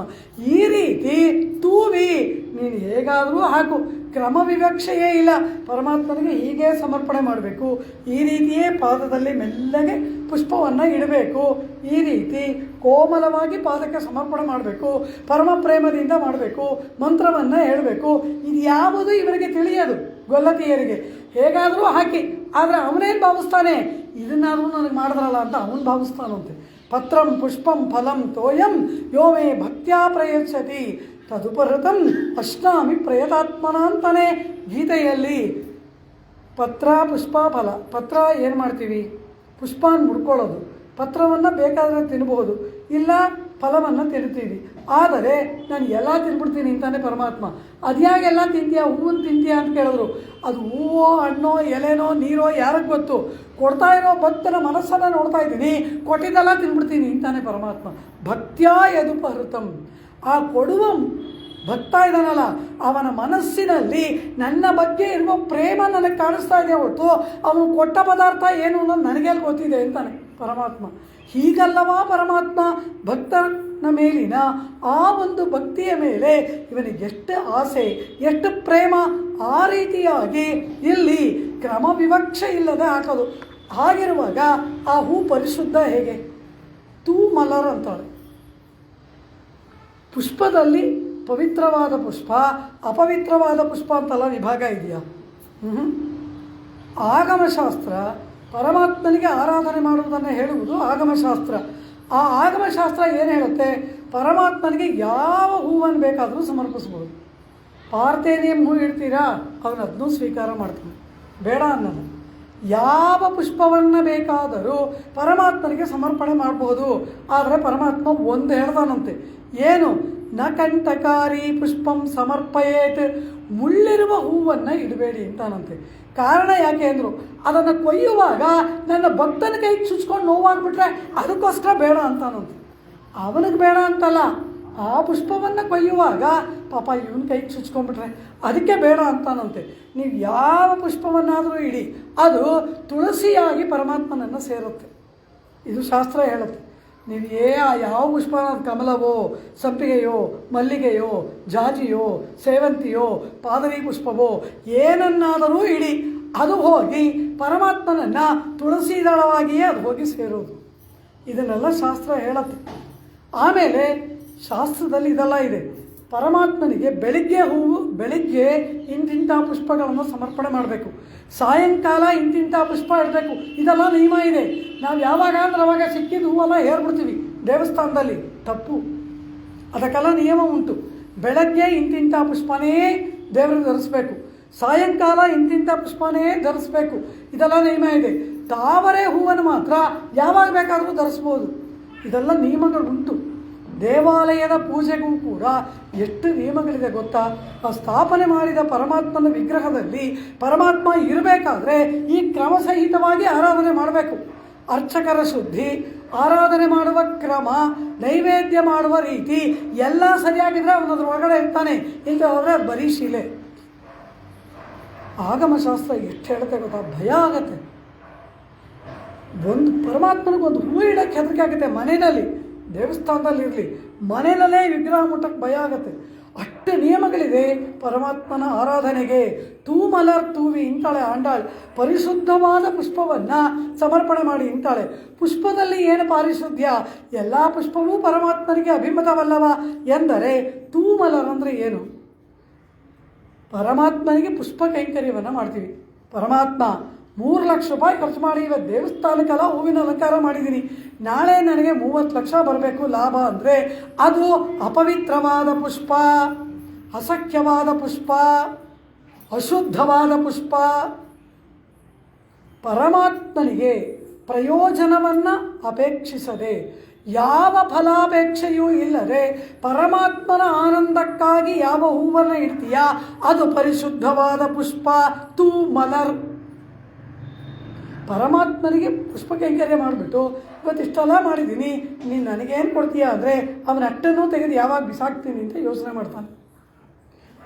ಪುರುಷಾರ್ಥವನ್ನು ನಾವು ಅಪೇಕ್ಷೆ ಪಡಬಾರ್ದು, ಭಗವದಾನಂದಕ್ಕಾಗಿ ಇರಬೇಕು. ಇಷ್ಟೆಲ್ಲ ಪುಷ್ಪ ಪರಮಾತ್ಮ, ಅವನೇ ಗಿಡ ಸೃಷ್ಟಿ ಮಾಡಿದವನು, ಅವನು ಹೂವನ್ನು ಅರಳಿಸಿದವನು ಪರಮಾತ್ಮ, ಗಿಡವನ್ನು ಕೊಟ್ಟವನು ಪರಮಾತ್ಮ, ಆ ಹೂವನ್ನು ತಂದು ಮಾಲೆ ಕಟ್ಟಿ ಅವನಿಗೆ ಸಮರ್ಪಣೆ ಮಾಡುವಂತಹ ಅವಕಾಶವನ್ನು, ಮನಸ್ಸನ್ನು ಎಲ್ಲವನ್ನು ಕೊಟ್ಟವನು ಪರಮಾತ್ಮ. ಇದರಲ್ಲಿ ನಮ್ಮದೇನಿದೆ? ನಾನೇನಾದರೂ ಹೂವನ್ನು ಸೃಷ್ಟಿ ಮಾಡಿದ್ನಾ? ಹೂ ಬಿಡೋ ಗಿಡ ಸೃಷ್ಟಿ ಮಾಡಿದ್ನಾ? ಆ ಗಿಡದ ಹೂವನ್ನು ಕಿತ್ಕೊಂಬನ್ನ ಯಾರೋ ಕೊಟ್ಟಿದ್ದಕ್ಕೆ ಒಂದು 10 ರೂಪಾಯಿ ಕೊಟ್ಟು ಒಂದು ಮೊಳ ತೊಗೊಂಬಂದು ಇಟ್ಬಿಟ್ಟು ಏನೋ ಬಾರಿ ಮಾಡ್ದಂಗೆ ನೀನು ಕೋಟಿ ಕೊಡು ಅಂದರೆ ಅದರಲ್ಲಿ ಏನಾದರೂ ಅರ್ಥವಿದೆಯಾ? ಎಷ್ಟು ನೀಚವಾದ ಮನೋಭಾವದಿಂದ ನಾವು ಪರಮಾತ್ಮನಿಗೆ ಸೇವೆ ಮಾಡ್ತೀವಿ. ಈ ಭಾವನೆಯನ್ನೆಲ್ಲ ತೊಳಿತಾಳೆ ಆಂಡಾಳು. ಒಂದೊಂದು ಪಾಶರದಲ್ಲಿಯೂ ನಮ್ಮನ್ನು ಆಂಡಾಳು ಪರಿಶುದ್ಧರಾಗಿ ಮಾಡ್ತಾಳೆ, ಹೇಳ್ಕೊಡ್ತಾಳೆ ಯಾವ ರೀತಿ ಆರಾಧನೆ ಮಾಡಬೇಕು, ಯಾವ ರೀತಿ ಪುಷ್ಪ ಇಡಬೇಕು, ನಮ್ಮ ಮನೋಭಾವ ಹೇಗಿರಬೇಕು ಅನ್ನೋದನ್ನು ಒಂದೊಂದು ಪಾಶರದಲ್ಲಿ ಹೇಳ್ತಾಳೆ. ಪರಮಾತ್ಮನ ಆನಂದಕ್ಕಾಗಿ ಏನು ಮಾಡಿದ್ರೂ ಕೂಡ ಅದು ಕೈಂಕರ್ಯ, ಭಗವದಾಜ್ಞಾ ಭಗವತ್ ಕೈಂಕರ್ಯ ರೂಪಂ ಇದೇ ಆಗಬೇಕು. ನಾನು ಅದನ್ನು ಮಾಡಿದೆ, ನಾನು ಇದನ್ನು ಮಾಡಿದೆ, ನಾನು ಹಾಗೆ ಮಾಡಿದೆ, ನಾನು ಹೀಗೆ ಮಾಡಿದೆ, ಇದೇ ಎಲ್ಲಿ ಹೋದರೂ ಈ ಪುರಾಣ ಎಲ್ಲವನ್ನು ನೀನಾ ಮಾಡಿದೆ, ಅವನು ಮಾಡಿಸ್ದ, ಅವನು ಮಾಡಿಸಿಕೊಂಡ. ಆ ಪರಮಾತ್ಮನಿಗೆ ಪುಷ್ಪವನ್ನು ಯಾವ ಪ್ರತಿಫಲಾಪೇಕ್ಷೆಯೂ ಇಲ್ಲದೆ ಇಡುವ ಪುಷ್ಪ ತೂಮಲರ್, ಪರಿಶುದ್ಧವಾದ ಪುಷ್ಪ. ಅದು ಕನಕಾಂಬರವ, ಸೇವಂತಿಗೆಯ, ಮಲ್ಲಿಗೆಯ, ಶಾಮಂತಿಗೆಯ, ಅವನು ಅದನ್ನೆಲ್ಲ ನೋಡಲ್ಲ.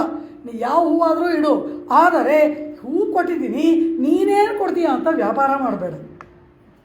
ಪ್ರತಿಫಲಾಪೇಕ್ಷೆ ಇಲ್ಲದೆ ಇಡುವ ಪುಷ್ಪ ತೂಮಲರ್.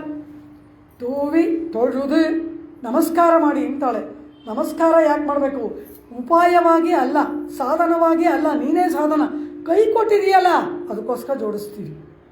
ಕೈ ಕೊಟ್ಟಿದೆಯಲ್ಲ ನಮಸ್ಕಾರ ಮಾಡು ಅಂತ, ಅದಕ್ಕಾಗಿ 2 ಕೈಗಳನ್ನು ನಿನಗದು ಇಷ್ಟ, ನಾವು ಅಂಜಲಿ ಮಾಡುವುದು ನಿನಗಿಷ್ಟ, ನಿನಗಿಷ್ಟವಲ್ಲ ಅಂತ ಕೈ ಜೋಡಿಸ್ತೀವಿ. ತೊഴുದು ತೂಯೋ ಮಾಯ್ ವಂದು ನಾಂ ತೂಮಲರ್ ತೂವಿ ತೊഴുದು. ಅನಂತರ ನಿನ್ನ ಗುಣಗಳನ್ನು ವಾಯಿನಾಲ್ ಪಾಡಿ. ಆ ಬಾಯಿಂದ ನಾಮ ಸಂಕೀರ್ತನೆ ಮಾಡ್ತೀವಲ್ಲ, ಇಷ್ಟೊತ್ತು ಇಲ್ಲಿ ಗೋಟಿ ನಡೀತು, ಅದೇನು ಪರಮಾತ್ಮನ ವೈಭವದ ಒಂದು ಗಾಯನ. ಆ ರೀತಿ ಆ ಸಂಕೀರ್ತನೆ ಇದೆಯಲ್ಲ, ಅದು ಯಾತಕ್ಕೆ ಮಾಡ್ತೇವೆ ಅಂತ ಕೇಳಿದ್ರೆ, ಈ ಶರೀರದಲ್ಲಿ ಈ ಆತ್ಮ ಇನ್ನೂ ಇರಬೇಕಲ್ಲ. ಶರಣಾಗತಿ ಮಾಡಿಬಿಟ್ವಿ, ಈಗಲೇ ಪ್ರಾಣ ಹೋಗಿಲ್ಲ, ಇರೋ ತನಕ ಕಾಲ ಕಳೆಯೋದು ಹೇಗೆ? ಪರಮಾತ್ಮನ ನಾಮಗಳನ್ನು ಹೇಳಬೇಕು, ಪರಮಾತ್ಮನ ಕೈಂಕರ್ಯವನ್ನು ಮಾಡಬೇಕು. ವಾಯಿನಾಲ್ ಪಾಡಿ, ನಿನ್ನಾನಂದಕ್ಕಾಗಿ, ನಿನ್ನ ಕೈಂಕರ್ಯ ರೂಪವಾಗಿ, ನೀನು ಬಾಯಿ ಕೊಟ್ಟ ಪ್ರಯೋಜನಕ್ಕಾಗಿ ನಿನ್ನ ನಾಮವನ್ನು ಹಾಡಿ. ಶರೀರ ಧಾರಣೆ ಮಾಡಬೇಕಲ್ವಾ, ಅದಕ್ಕಾಗಿ ನಿನ್ನ ನಾಮ ಸಂಕೀರ್ತನೆಯನ್ನು ಮಾಡ್ತಾ ನಿನ್ನ ಕೈಂಕರ್ಯ ಮಾಡ್ತೀವಿ. ವಾಯಿನಾಲ್ ಪಾಡಿ ಮನತ್ತಿನಾಲ್ ಶಿಂದಿಕ್ಕ. ಯಾವ ಕಾರ್ಯವನ್ನು ಮಾಡಿದ್ರೂ ತ್ರಿಕರಣಪೂರ್ವಕವಾಗಿ ಮಾಡಬೇಕು. ಕಾಯೇನ ವಾಚ ಮನಸ ಎಂಬುದಾಗಿ. ಆ ರೀತಿ ಈ ಬಾಯಲ್ಲಿ ಹೇಳುವುದನ್ನು ಮನಸ್ಸು ಚಿಂತನೆ ಮಾಡಬೇಕಲ್ವ. ಪರಮಾತ್ಮನ ಗುಣಗಳನ್ನು ಬಾಯಲ್ಲಿ ಹೇಳ್ತೀವಿ, ಆ ಗುಣವನ್ನು ಮನಸ್ಸು ಅನುಸಂಧಾನ ಮಾಡಬೇಕಲ್ವ. ಮನಸ್ಸಹಕಾರ ಇರಬೇಕು. ನಮ್ಮ ಮಾತಿಗೂ ನಮ್ಮ ಕ್ರಿಯೆಗೂ ಮನಸ್ಸಹಕಾರ ಇರಬೇಕು. ಮೊದಲು ಮನಸ ಅಧಿಗಚ್ಚತಿ ವಾಗುತ್ತರ. ಮೊದಲು ಏನು ಕೆಲಸ ಮಾಡಬೇಕಾದ್ರೂ ನಮ್ಗೆ ಅದು ಮನಸ್ಸಲ್ಲಿ ಬರುತ್ತೆ, ಆಮೇಲೆ ಅದನ್ನು ಬಾಯಲ್ಲಿ ಹೇಳಿ ಕೈಯಲ್ಲಿ ಮಾಡ್ತೀವಿ. ಇಲ್ಲ ಆಂಡಾಳು ಏನು ಹೇಳ್ತಾಳೆ, ಕೈಯಲ್ಲಿ ಮಾಡೋದನ್ನು ಮೊದಲು ಹೇಳಿಬಿಟ್ಲು, ಬಾಯಲ್ಲಿ ಹೇಳೋದನ್ನು ಆಮೇಲೆ ಹೇಳಿದ್ಲು, ಮನಸ್ಸಲ್ಲಿ ಹೇಳೋದನ್ನು ಆಮೇಲೆ ಹೇಳ್ತಾ ಇದ್ದಾಳೆ. ಕಾರಣ ಏನಿದ್ರು ಈ ಗೋಪಿಕೆಯರಿಗೆ ಇದೂ ಗೊತ್ತಿಲ್ವಂತೆ, ಯಾವುದನ್ನು ಮೊದಲು ಮಾಡಬೇಕು ಯಾವುದನ್ನು ಆಮೇಲೆ ಮಾಡಬೇಕು ಅಂತ. ಗೋಪಿಕಾ ಭಾವದಲ್ಲಿ ಹಾಡ್ತಾ ಇದ್ದಾಳಲ್ಲವ, ವಾಯಿನಾಲ್ ಪಾಡಿ ಮನತ್ತಿನಾಲ್ ಶಿಂದಿಕ್ಕ. ಹೀಗೆಲ್ಲ ನಾವಿದ್ರೆ ಇದು ಯಾವುದೂ ಸಾಧನವಲ್ಲ, ಅವನೇ ಸಾಧನ. ಆದರೆ ಶರೀರ ಇರೋ ತನಕ ಏನಾದರೂ ಮಾಡಬೇಕಲ್ವಾ. ಇದೆಲ್ಲವನ್ನ ಅವನ ಸೇವಾರೂಪವಾಗಿ ಮಾಡಿದಾಗ ಪೋಯ ಪಿಳೆಯುಂ ಪುಹುದರವಾನ್ ನಿಂದ್ರನವಂ ತೀನಿಲ್ ತುಷಾಹಂ. ನಮ್ಮ ಕರ್ಮಗಳು 3 ವಿಧ ಅಂತ ಶಾಸ್ತ್ರ ಹೇಳುತ್ತೆ. ಕರ್ಮಗಳು 3 ವಿಧ. ಹೇಗೆ? ಎಷ್ಟೋ ಜನ್ಮದಿಂದ ಪುಣ್ಯ ಪಾಪ ರೂಪವಾದ ಕರ್ಮ ಮಾಡಿ ಮಾಡಿ ಮಾಡಿ ಅದು ಏನೇನು ಮಾಡಿದ್ದೀವೋ ಅವನಿಗೆ ಗೊತ್ತಾಗುತ್ತೋ ಇಲ್ವೋ, ಅಷ್ಟೊಂದು ಮಾಡಿ ಇಟ್ಬಿಟ್ಟಿದ್ದೀವಿ. ಇಲ್ಲ ಪುಣ್ಯ ಇಲ್ಲ ಪಾಪ, ಕರ್ಮ ಎರಡಕ್ಕೂ ಒಂದೇ ಹೆಸರು. ಪುಣ್ಯಕರ್ಮ ಪಾಪಕರ್ಮ ಎರಡೂ ಕರ್ಮವೇ. ಆ ಮಾಡಿದ್ದೆಲ್ಲ ಸೇರಿಕೊಂಡು ಒಂದು ಮೂಟೆ ಆಗಿಬಿಟ್ಟಿದೆ. ಆ ಮೂಟೆಗೆ ಸಂಚಿತ ಅಂತ ಹೆಸರು. ಸಂಚಿತ ಅಂದರೆ ಕಲೆಕ್ಷನ್ ಅಂತ ಅರ್ಥ. ಒಂದು ದೊಡ್ಡ ಮೂಟೆಯಲ್ಲಿ ನಮ್ಮ ಕರ್ಮಗಳೆಲ್ಲ ಸೇರಿಕೊಂಡಿದೆ. ಪರಮಾತ್ಮ ಆ ಮೂಟೆಯಿಂದ ತೆಗೆದು 1 ಜನ್ಮಕ್ಕೋ 2 ಜನ್ಮಕ್ಕೋ ಇಷ್ಟಿಷ್ಟು ಮೂಟೆಯಿಂದ ತೆಗೆದು ಕೊಡ್ತಾನೆ, ಅಲಾಟ್ ಮಾಡ್ತಾನೆ. 1 ಜನ್ಮಕ್ಕೋ ಇಲ್ಲ 2 ಜನ್ಮಕ್ಕೋ 3 ಜನ್ಮಕ್ಕೋ ಎಷ್ಟೋ ಆ ರಾಶಿಯಿಂದ ತೆಗೆದು ಇದಿಷ್ಟನ್ನು ಅನುಭವಿಸು ಅಂತ ಕೊಡ್ತಾನೆ. ಆ ಕರ್ಮನ ಅನುಭವಿಸೋಕ್ಕೆ ಹುಟ್ಟಿದಾಗ ಇನ್ನೆಷ್ಟು ಬರುತ್ತಲ್ಲ ಅದೇ ಆಗಾಮಿ. ಆ ಮೂಟೆಗೆ ಸಂಚಿತ ಅಂತ ಹೆಸರು. ಈ ಅಲಾಟ್ ಮಾಡೋ ಕರ್ಮಕ್ಕೆ ಪ್ರಾರಬ್ಧ ಅಂತ ಹೆಸರು. ಪ್ರಾರಬ್ಧ ಅಂದರೆ ಏನು? ಫಲವನ್ನು ಕೊಡುವುದಕ್ಕೆ ಪ್ರಾರಂಭ ಮಾಡಿದ ಕರ್ಮಗಳು ಅಂತ ಅರ್ಥ. ಆರಭತೆ ಅಂದರೆ ಆರಂಭಿಸಿದೆ ಅದು. ಆ ಕರ್ಮಗಳು ಈ ಶರೀರದಲ್ಲಿ ಫಲ ಕೊಡೋಕ್ಕೆ ಪ್ರಾರಂಭವಾದ ಕರ್ಮಗಳಿಗೆ ಪ್ರಾರಬ್ಧ ಅಂತ ಹೆಸರು. ಆಗಾಮಿ ಅಂದರೆ ಇವಾಗ ಏನೇನೋ ಮಾಡಿ ಮತ್ತೆ ಬರುತ್ತಲ್ಲ ಮುಂದಕ್ಕೆ, ಫೋರ್ತ್ ಕಮಿಂಗು, ಅದಕ್ಕೆ ಆಗಾಮಿ ಅಂತ ಹೆಸರು. ಸಂಚಿತ, ಪ್ರಾರಬ್ಧ, ಆಗಾಮಿ ಎಂಬುದಾಗಿ 3 ಆಂಡಾಲು ಹೇಳ್ತಾ ಇದ್ದಾಳೆ. ಪೋಯ ಪಿಳಯುಂ. ಪೋಯ ಪಿಳೈ ಅಂದರೆ ಕರ್ಮ, ಪಾಪಗಳು. ಪುಣ್ಯವನ್ನು ಪಾಪದಲ್ಲೇ ಸೇರಿಸ್ಬಿಟ್ರು. ಆ ಕರ್ಮ ಹಿಂದಿನ ಮಾಡಿದ ಕರ್ಮ. ಪೋಯ ಪಿಳಯುಂ ಹಿಂದೆ ಮಾಡಿದ ಕರ್ಮಗಳು. ಪುಹುದರುವಾನ್ ನಿಂದ್ರನವು ಇನ್ನು ಮುಂದೆ ಬರುವುದಕ್ಕೆ ಕಾದು ಸಿದ್ಧವಾಗಿರ್ತಕ್ಕಂತಹ ಕರ್ಮಗಳು. ಪುಹುದರುವಾನ್ ಪ್ರವೇಶಿಸುವುದಕ್ಕೆ, ನಿಂದ್ರನವು ಕಾದು ನಿಂತಿರ್ತಕ್ಕಂತಹ ಪಿಳೈ ಕರ್ಮಗಳು. ಪೋಯ ಪಿಳಯುಂ ಹಿಂದೆ ಕಳೆದು ನಾವು ಮಾಡಿದಂತಹ ಕರ್ಮಗಳು. ಇದು ಎರಡೂ ಕೂಡ ತೀಯಿನಿಲ್ ತೂಷಾಹಂ. ತೀಯಿನಿಲ್ ಬೆಂಕಿಯಲ್ಲಿ ಹಾಕಿದ ತೂಷ್ ಹತ್ತೆಯ ಚೂರಿನಂತೆ ಭಸ್ಮೀಭೂತವಾಗುತ್ತದೆ. ಆದ್ದರಿಂದ ಕರ್ಮಗಳೇ ಇಲ್ಲದೆ ಹೋದ್ಮೇಲೆ ಪರಮಾತ್ಮನನ್ನು ಪಡೆಯುವುದಕ್ಕೆ ತಡೆಯಲ್ಲಿ ಬಂತು ಸಖಿ, ಪರಮಾತ್ಮನನ್ನು ಪಡಿತೀವಿ ಎಂಬುದು ಮಾತು. ಇಲ್ಲಿ ಆಂಡಾಳ್ ಪೋಯ ಪಿಳೆಯುಂ ಪುಹುದರುವಾನ್ ನಿಂದ್ರನಂ ಎಂಬುದಾಗಿ ಹೇಳ್ತಾಳೆ. ಇದರ ಅರ್ಥ ಏನು ಅಂತ ಕೇಳಿದ್ರು. ಪೋಯ ಪಿಳೆಯುಂ ಅಂದರೆ ಅರ್ಥ ಏನು? ನಾವು ಹಿಂದೆ ಮಾಡಿದ ಯಾವಾಗ ಪರಮಾತ್ಮನಲ್ಲಿ ಶರಣಾಗತಿಯನ್ನು ಮಾಡ್ತೇವೆ, ಪರಮಾತ್ಮ ಹಿಂದೆ ಮಾಡಿದ ಕರ್ಮಗಳನ್ನೆಲ್ಲ ಮರೆತು ಬಿಡ್ತಾನಂತೆ, ಬಿಟ್ಬಿಟ್ಟೆ ಅದನ್ನು ನಾನು ನೋಡಲ್ಲ ಅಂತ. ವಿಷ್ಣು ಸಹಸ್ರನಾಮದಲ್ಲಿ ಪರಮಾತ್ಮನಿಗೆ ಒಂದು ನಾಮವಿದೆ, ಅವಿಜ್ಞಾತ ಸಹಸ್ರಾಂಶು ಎಂಬುದಾಗಿ. ಅವಿಜ್ಞಾತ ಪರಮಾತ್ಮ ಯಾರು? ಸರ್ವಜ್ಞ. ಅವನಿಗೆ ಅವಿಜ್ಞಾತ ಏನೂ ತಿಳಿಯದವನು ಅಂತ ಒಂದು ನಾಮ. ಸರ್ವಜ್ಞನಾದವನನ್ನು ಏನೂ ಅರಿಯದವನು ಅಂತ ಹೇಳ್ಬೋದಾ ಅಂದರು. ಅದು ಯಾವುದಕ್ಕೆ ಸಂಬಂಧಪಟ್ಟಿದೆ? ನಮ್ಮ ಹಿಂದಿನ ಕರ್ಮಗಳನ್ನು ಅರಿಯದವನು. ಮರ್ತು ಬಿಡ್ತಾನಂತೆ. ಯಾವಾಗ ಶರಣಾಗತಿ ಮಾಡ್ತೀವಿ ನಮ್ಮ ಹಿಂದಿನ ಕರ್ಮಗಳನ್ನೆಲ್ಲ ಡಿಲೀಟ್ ಮಾಡಿಬಿಡ್ತಾನೆ ಪರಮಾತ್ಮ. ಕುಂಡ್ರನೆಯ ಕುತ್ತಂ ಶೈನಂ ಗುಣಂ ಕೊಳ್ಳುಂ ಎನ್ನುತ್ತಾರೆ 2ಆಂ ತಿರುವಂದಾದಿಯಲ್ಲಿ ಪೂದತ್ತಾಳ್ವಾರ್. ಆ ರೀತಿ ಪರಮಾತ್ಮ ಹಿಂದಿನ ಕರ್ಮಗಳನ್ನೆಲ್ಲ ಡಿಲೀಟ್ ಮಾಡಿಬಿಟ್ಟ, ಒಮಿಟ್ ಮಾಡಿಬಿಟ್ಟ. ಆಮೇಲೆ ಮುಂದೆ ಬರ್ತಲ್ಲ ಕರ್ಮ, ಅದನ್ನು ಪರಮಾತ್ಮನು ಇವನಿಗೆ ಅಂಟಿಸೋದೇ ಇಲ್ವಂತೆ. ಕಾರಣ ನನ್ನ ಭಕ್ತನಾದ್ಮೇಲೆ ಇವನಿಗೆಲ್ಲ ಕರ್ಮ ಅಂಟುತ್ತೆ ಅಂತ ಆ ಕರ್ಮಗಳು ಮುಂಚೆ ಮಾಡಿದ್ದು ಬುದ್ಧಿಪೂರ್ವಕವಾಗಿ ಮಾಡಿದ ಪಾಪಕರ್ಮಗಳು, ಅದನ್ನು ಪರಮಾತ್ಮ ಕ್ಷಮಿಸ್ಬಿಟ್ಟ. ಮುಂದೆ ಶರಣಾಗತಿ ಮಾಡುವುದಕ್ಕೆ ಮುಂಚೆ ತಿಳಿದೇ ಪಾಪ ಮಾಡೋದು. ಸುಳ್ಳು ಹೇಳ್ತಿದ್ದೀವಿ ಅಂತ ಗೊತ್ತಿದ್ದೇ ಸುಳ್ಳು ಹೇಳ್ತಾನೆ ಇರ್ತೀವಿ. ಹೇಳುವಾಗಲೇ ಗೊತ್ತಿರುತ್ತೆ ನಾ ಹೇಳ್ತಾ ಇರೋದು ಸುಳ್ಳು ಅಂತ. ನಮಗೆ ಗೊತ್ತಾಗಲ್ವಾ? ನಾವು ಹೇಳುವಾಗಲೇ ನಾವು ಹೇಳ್ತಾ ಇರೋದು ಸುಳ್ಳು ಅಂತ ಬೇರೆಯವ್ರಿಗೆ ಗೊತ್ತಿದೆಯೋ ಬಿಟ್ಟಿದೆಯೋ ನಮಗೆ ಗೊತ್ತಾಗಲ್ವಾ? ನಾ ಹೇಳ್ತಾ ಇರೋದು ಸುಳ್ಳು ಅಂತ ನಮಗೆ ಗೊತ್ತಿಲ್ಲ, ನಾನು ಮಾಡ್ತಾ ಇರೋದು ತಪ್ಪು ಅಂತ ನಮ್ಗೆ ಗೊತ್ತಾಗಲ್ವಾ? ಮಾಡುವಾಗಲೇ ಗೊತ್ತಾಗ್ತಾ ಇರುತ್ತೆ, ಆದರೂ ಕಂಟಿನ್ಯೂ ಮಾಡ್ತೀವಿ. ಇದು ಬುದ್ಧಿಪೂರ್ವಕವಾಗಿ ಮಾಡುವ ಪಾಪ. ಈ ಬುದ್ಧಿಪೂರ್ವಕವಾಗಿ ಮಾಡಿದ ಪಾಪಕರ್ಮಗಳನ್ನು ಪರಮಾತ್ಮ ಕ್ಷಮಿಸ್ದೆ ಅಂತ ಹೇಳ್ಬಿಟ್ಟು ಎರೇಸ್ ಮಾಡಿಬಿಡ್ತಾನೆ. ಆಮೇಲೆ ಶರಣಾಗತಿ ಮಾಡಿದ ಮೇಲೆ ಬುದ್ಧಿಪೂರ್ವಕವಾಗಿ ತಪ್ಪು ಮಾಡೋಕ್ಕಾಗಲ್ಲ. ಕಾರಣ ಏನು? ಪರಮಾತ್ಮನಿಗೆ ಸಮರ್ಪಣೆ ಮಾಡ್ಕೊಂಡಿದ್ದೀನಿ, ಅವನು ನೋಡ್ತಾ ಇದ್ದಾನೆ, ಅವನು ರಕ್ಷಣೆ ಮಾಡ್ತಾ ಇದ್ದಾನೆ ಅನ್ನೋ ಜ್ಞಾನ ಇರುತ್ತಲ್ಲ. ಆದ್ದರಿಂದ ತಿಳಿಯದೆ ಏನೋ ಪ್ರಾಮಾಣಿಕವಾಗಿ ತಪ್ಪು ಏರ್ಪಡ್ಬೋದು. ಪರಮಾತ್ಮ ಅದು ನಮಗೆ ಅಂಟದಂತೆ ಅದನ್ನು ಪರಮಾತ್ಮ ನಮ್ಮನ್ನು ದೂರ ಇಟ್ಬಿಡ್ತಾನೆ. ಹೀಗೆ ಹಿಂದಿನ ಕರ್ಮ ಡಿಲೀಟ್ ಆಗೋಯ್ತು, ಮುಂದಿನ ಕರ್ಮ ಅಂಟೋಲ್ಲ. ಕ್ಷಮಿಸ್ತೀನಿ ಅಂತ ಪರಮಾತ್ಮನೇ ಹೇಳಿದ ಮೇಲೆ ಶಿಕ್ಷೆ ಕೊಡೋರು ಯಾರು? ಪರಮಾತ್ಮನೇ ನಾನು ಅನುಗ್ರಹ ಮಾಡಿದೆ. ಎನ್ನಡಿಯಾರದು ಶೈಯಾರ್ ಶೈದಾರೇಲ್ ನನ್ರು ಶೈದಾರ್ ಎನ್ಬರ್ ಪೋಲಂ ಎಂಬುದಾಗಿ ನನ್ನ ಭಕ್ತರು ತಪ್ಪೇ ಮಾಡೋಲ್ಲ. ಮಾಡಿದ್ರೆ ಒಳ್ಳೆದ್ರೆ ಮಾಡಿದ್ರು ಬಿಡು ಅಂದ್ಬಿಡ್ತಾನಂತೆ. ಇದಲ್ಲವಾ ಪರಮಾತ್ಮ ತನ್ನ ಆಶ್ರಿತರಲ್ಲಿ ತೋರುವ ಪಕ್ಷಪಾತ? ಈ ರೀತಿ ಆ ಶಿಕ್ಷೆಯನ್ನು, ಕರ್ಮಾನುಗುಣವಾದ ಶಿಕ್ಷೆಯನ್ನು ಕೊಟ್ಟು ಸಂಸಾರ ಬಂಧನದಲ್ಲಿ ಇಡಬೇಕಾದ ಪರಮಾತ್ಮನೇ ಕ್ಷಮಿಸದೇ ಇದ್ಮೇಲೆ ಈ ಆತ್ಮಕ್ಕೆ ಕರ್ಮ ಎಲ್ಲಿಂದ ಅಂಟತ್ತೆ? ಆ ರೀತಿ ಆ ಪರಮಾತ್ಮನನ್ನು ನಾವುಗಳು ಏನು ಮಾಡಬೇಕು? ನೀನು ನಮಸ್ಕಾರನೂ ಮಾಡಬೇಡ, ಪುಷ್ಪನೂ ಹಾಕಬೇಡ, ಏನು ಬೇಡ, ಶಬ್ದ ಅಂದ್ಬಿಟ್ರು ಬಾಯಿಂದ ಅವನ ನಾಮಗಳನ್ನು ಹೇಳು, ಅದು ಸಾಕು. ಏನು ಹೇಳಬೇಕು? ಹೇ ಪರಮಾತ್ಮ, ನಾನು ನಿನ್ನವನು, ನೀನೇ ರಕ್ಷಕ, ನನಗೆ ನಿನ್ನ ಹೊರತಾಗಿ ಬೇರೆ ಗತಿ ಇಲ್ಲ ಎಂದು ಅನವರತ ಅದನ್ನು ಬಾಯಲ್ಲಿ ಹೇಳ್ಕೋ. ಪರಮಾತ್ಮನ ಗುಣಗಾನವನ್ನು ಮಾಡೋಣ. ಆ ಗುಣಗಾನ ಸಾಧನವಾಗಲ್ಲ. ಈ ಶರೀರ ಇರೋ ತನಕ ಕಾಲ ಕಳಿಬೇಕಲ್ಲ, ಏನಾದರೂ ಮಾಡಿ ಪರಮಾತ್ಮನಿಗೆ ಪ್ರಿಯವಾದದ್ದನ್ನೇ ಮಾಡುವುದಕ್ಕಾಗಿ ಶಪ್ ನಾಮ ಸಂಕೀರ್ತನೆ ಸಾಧನ ಅಲ್ಲ. ಅಯ್ಯೋ, ಇವತ್ತು 108 ಸಾರಿ ವಿಷ್ಣು ಸಹಸ್ರನಾಮ ಹೇಳ್ಬಿಟ್ಟೆಪ್ಪ, ಇನ್ನು ನನಗೆ ಜನ್ಮವೇ ಇಲ್ಲ ಅಂದರೆ ಮುಂದಿನ ಜನ್ಮ ನಿನಗೆ ಕಾದಿದೆ ಅಂತ ಅರ್ಥ.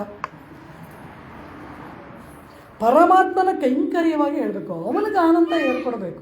ನೀನು ಮಾಡುವ ಎಲ್ಲ ಕ್ರಿಯೆಗಳು, ನಿನ್ನ ಚಿಂತನೆಗಳು, ನಿನ್ನ ಮಾತುಗಳು, ನಿನ್ನ ಕಾರ್ಯಗಳು ಎಲ್ಲವೂ ಕೂಡ ಭಗವದರ್ಪಣವಾಗಬೇಕು. ಭಗವಂತನಿಗೆ ಆನಂದವನ್ನು ಕೊಡಬೇಕು. ಕಾರಣ ಶರಣಾಗತಿ ಮಾಡೋಗೋಯ್ತು, ಇನ್ನು ಮಾಡೋದಕ್ಕೆ ಏನೂ ಉಳಿದಿಲ್ಲ. ನಾವು ನಮ್ಮನ್ನು ಆತ್ಮವನ್ನು ರಕ್ಷಣೆ ಮಾಡ್ಕೊಳ್ಳೋಕೆ ನಮ್ಗೆ ಇನ್ನೇನು ಉಳಿದಿಲ್ಲ. ಮಾಡೋದಲ್ಲ ಅವನ ಸೇವೆ ಅಲ್ವಾ, ಆ ಭಾವನೆ ಇರಬೇಕು. ಆ ಭಾವನೆಯಿಂದ ಶಪ್ ಕೃಷ್ಣ ಪರಮಾತ್ಮನ ವೈಭವಗಳನ್ನು ಹೇಳಿದ್ದೇ ಆದರೆ ಉಪನಿಷತ್ತು ಈ ಅರ್ಥವನ್ನು ಹೇಳುತ್ತೆ. ಏನು ಹೇಳ್ತಾ ಇದೆ? ಕೌಶಿತಕಿ ಉಪನಿಷತ್ತು ಮುಂತಾದವುಗಳೆಲ್ಲ ಇದನ್ನು ಹೇಳುತ್ತೆ. ತದ್ಯತಾ ಇಶೀಕಾಶೂಲಂ ತೂಲಮಗ್ನೌ ಪ್ರದೂಯೇತ ಎಂಬುದಾಗಿ ಆ ಛಾಂದೋಗ್ಯ ಉಪನಿಷತ್ತು, ಕೌಶಿತಕಿ ಉಪನಿಷತ್ತು ಅದೆಲ್ಲ ಹೇಳುತ್ತೆ. ವೇದಗಳು ಹೇಳುತ್ತೆ, ಪರಮಾತ್ಮನನ್ನು ಆಶ್ರಯಣ ಮಾಡಿದವನ ಕರ್ಮಗಳೆಲ್ಲವೂ ಕೂಡ ಬೆಂಕಿಯಲ್ಲಿ ಹಾಕಿದ ಹತ್ತಿಯ ಚೂರಿನಂತೆ ಭಸ್ಮೀಭೂತವಾಗುತ್ತದೆ ಎಂಬುದಾಗಿ ಇಲ್ಲಿ ಆ ಉಪನಿಷತ್ತುಗಳು ಏನು ಹೇಳ್ತಾ ಇದೆಯೋ ಅದನ್ನು ಆಂಡಾಳ್ ಹಾಗೇ ಉಪನಿಷತ್ ವಾಕ್ಯವನ್ನು ಅನುವಾದ ಮಾಡಿ ಹೇಳ್ತಾ ಇದ್ದಾಳೆ. ಏನೆಂಬುದಾಗಿ? ತೀಯಿನಿಲ್ ತೂಷಾಹುಂ, ತೂಷು ಎಂದರೆ ಹತ್ತಿ, ಆ ಹತ್ತಿಯ ಚೂರಿನಂತೆ. ಪುಣ್ಯ ಪಾಪ ಅಂದ್ರೇನು? ಅವನ ಅನುಗ್ರಹವೇ ಪುಣ್ಯ, ಅವನ ನಿಗ್ರಹವೇ ಪಾಪ. ಆ ಪರಮಾತ್ಮನೇ ನಾನು ಕ್ಷಮಿಸ್ತೆ ಅಂದ್ಬಿಟ್ಟ ಮೇಲೆ ಇನ್ನೇನಿದೆ? ಸಾಕ್ಷಾತ್ ಪುಣ್ಯ. ನಾವು ಮಾಡಿದ ಕರ್ಮದಿಂದ ಏನೋ ಸಂಪಾದನೆ ಮಾಡಿದೀವಲ್ಲ ಅದೆಲ್ಲ ಪುಣ್ಯ. ಪುಣ್ಯ ಯಾರು? ಅವನೇ ಪುಣ್ಯ ಶಬ್ದ ವಾಚ್ಯನಾದವನು. ಪುಮಾಂಸಂ ಮನ ದಿವ್ಯವಾದ ಅನುಗ್ರಹದಿಂದ ಪರಮಾತ್ಮ ಅನುಭವಕ್ಕೆ ಇರ್ತಕ್ಕಂತಹ ಸಕಲ ವಿಘ್ನಗಳು ಕೂಡ ತಾವಾಗಿ ನಿವಾರಣೆಯಾಗುತ್ತದೆ ಸಖಿ. ಅಂದ ಮೇಲೆ ನಿನಗೆ ಯಾಕೆ ಸಂದೇಹ? ಭಗವದ್ ಅನುಭವಕ್ಕೆ ನಾವೇನೋ ಹೊರಟು ಬಿಟ್ಟಿದ್ದೀವಿ. ಈಗ ಆ ಪರಮಾತ್ಮ ಅನುಭವ ನಮಗೆ ದೊರೆಯುತ್ತೋ ದೊರೆಯಲ್ವೋ ಇದೆಲ್ಲ ಯಾಕೆ? ಕರ್ಮ ನಶ್ಲಿಷ್ಯತೆ. ಆ ಪರಮಾತ್ಮನನ್ನು ಆಶ್ರಯ ಮಾಡಿದವನಿಗೆ ಹೀಗೆ ಅದು ಆಗೋಲ್ಲ. ಶರಣಾಗತಿಗೆ ಮುನ್ನ ಮಾಡಿದ ಬುದ್ಧಿಪೂರ್ವಕ ಪಾಪಗಳು ಬೆಂಕಿಯಲ್ಲಿ ಬಿದ್ದ ಹತ್ತಿಯ ಚೂರಿನಂತೆ ಭಸ್ಮೀಭೂತವಾಗುತ್ತದೆ.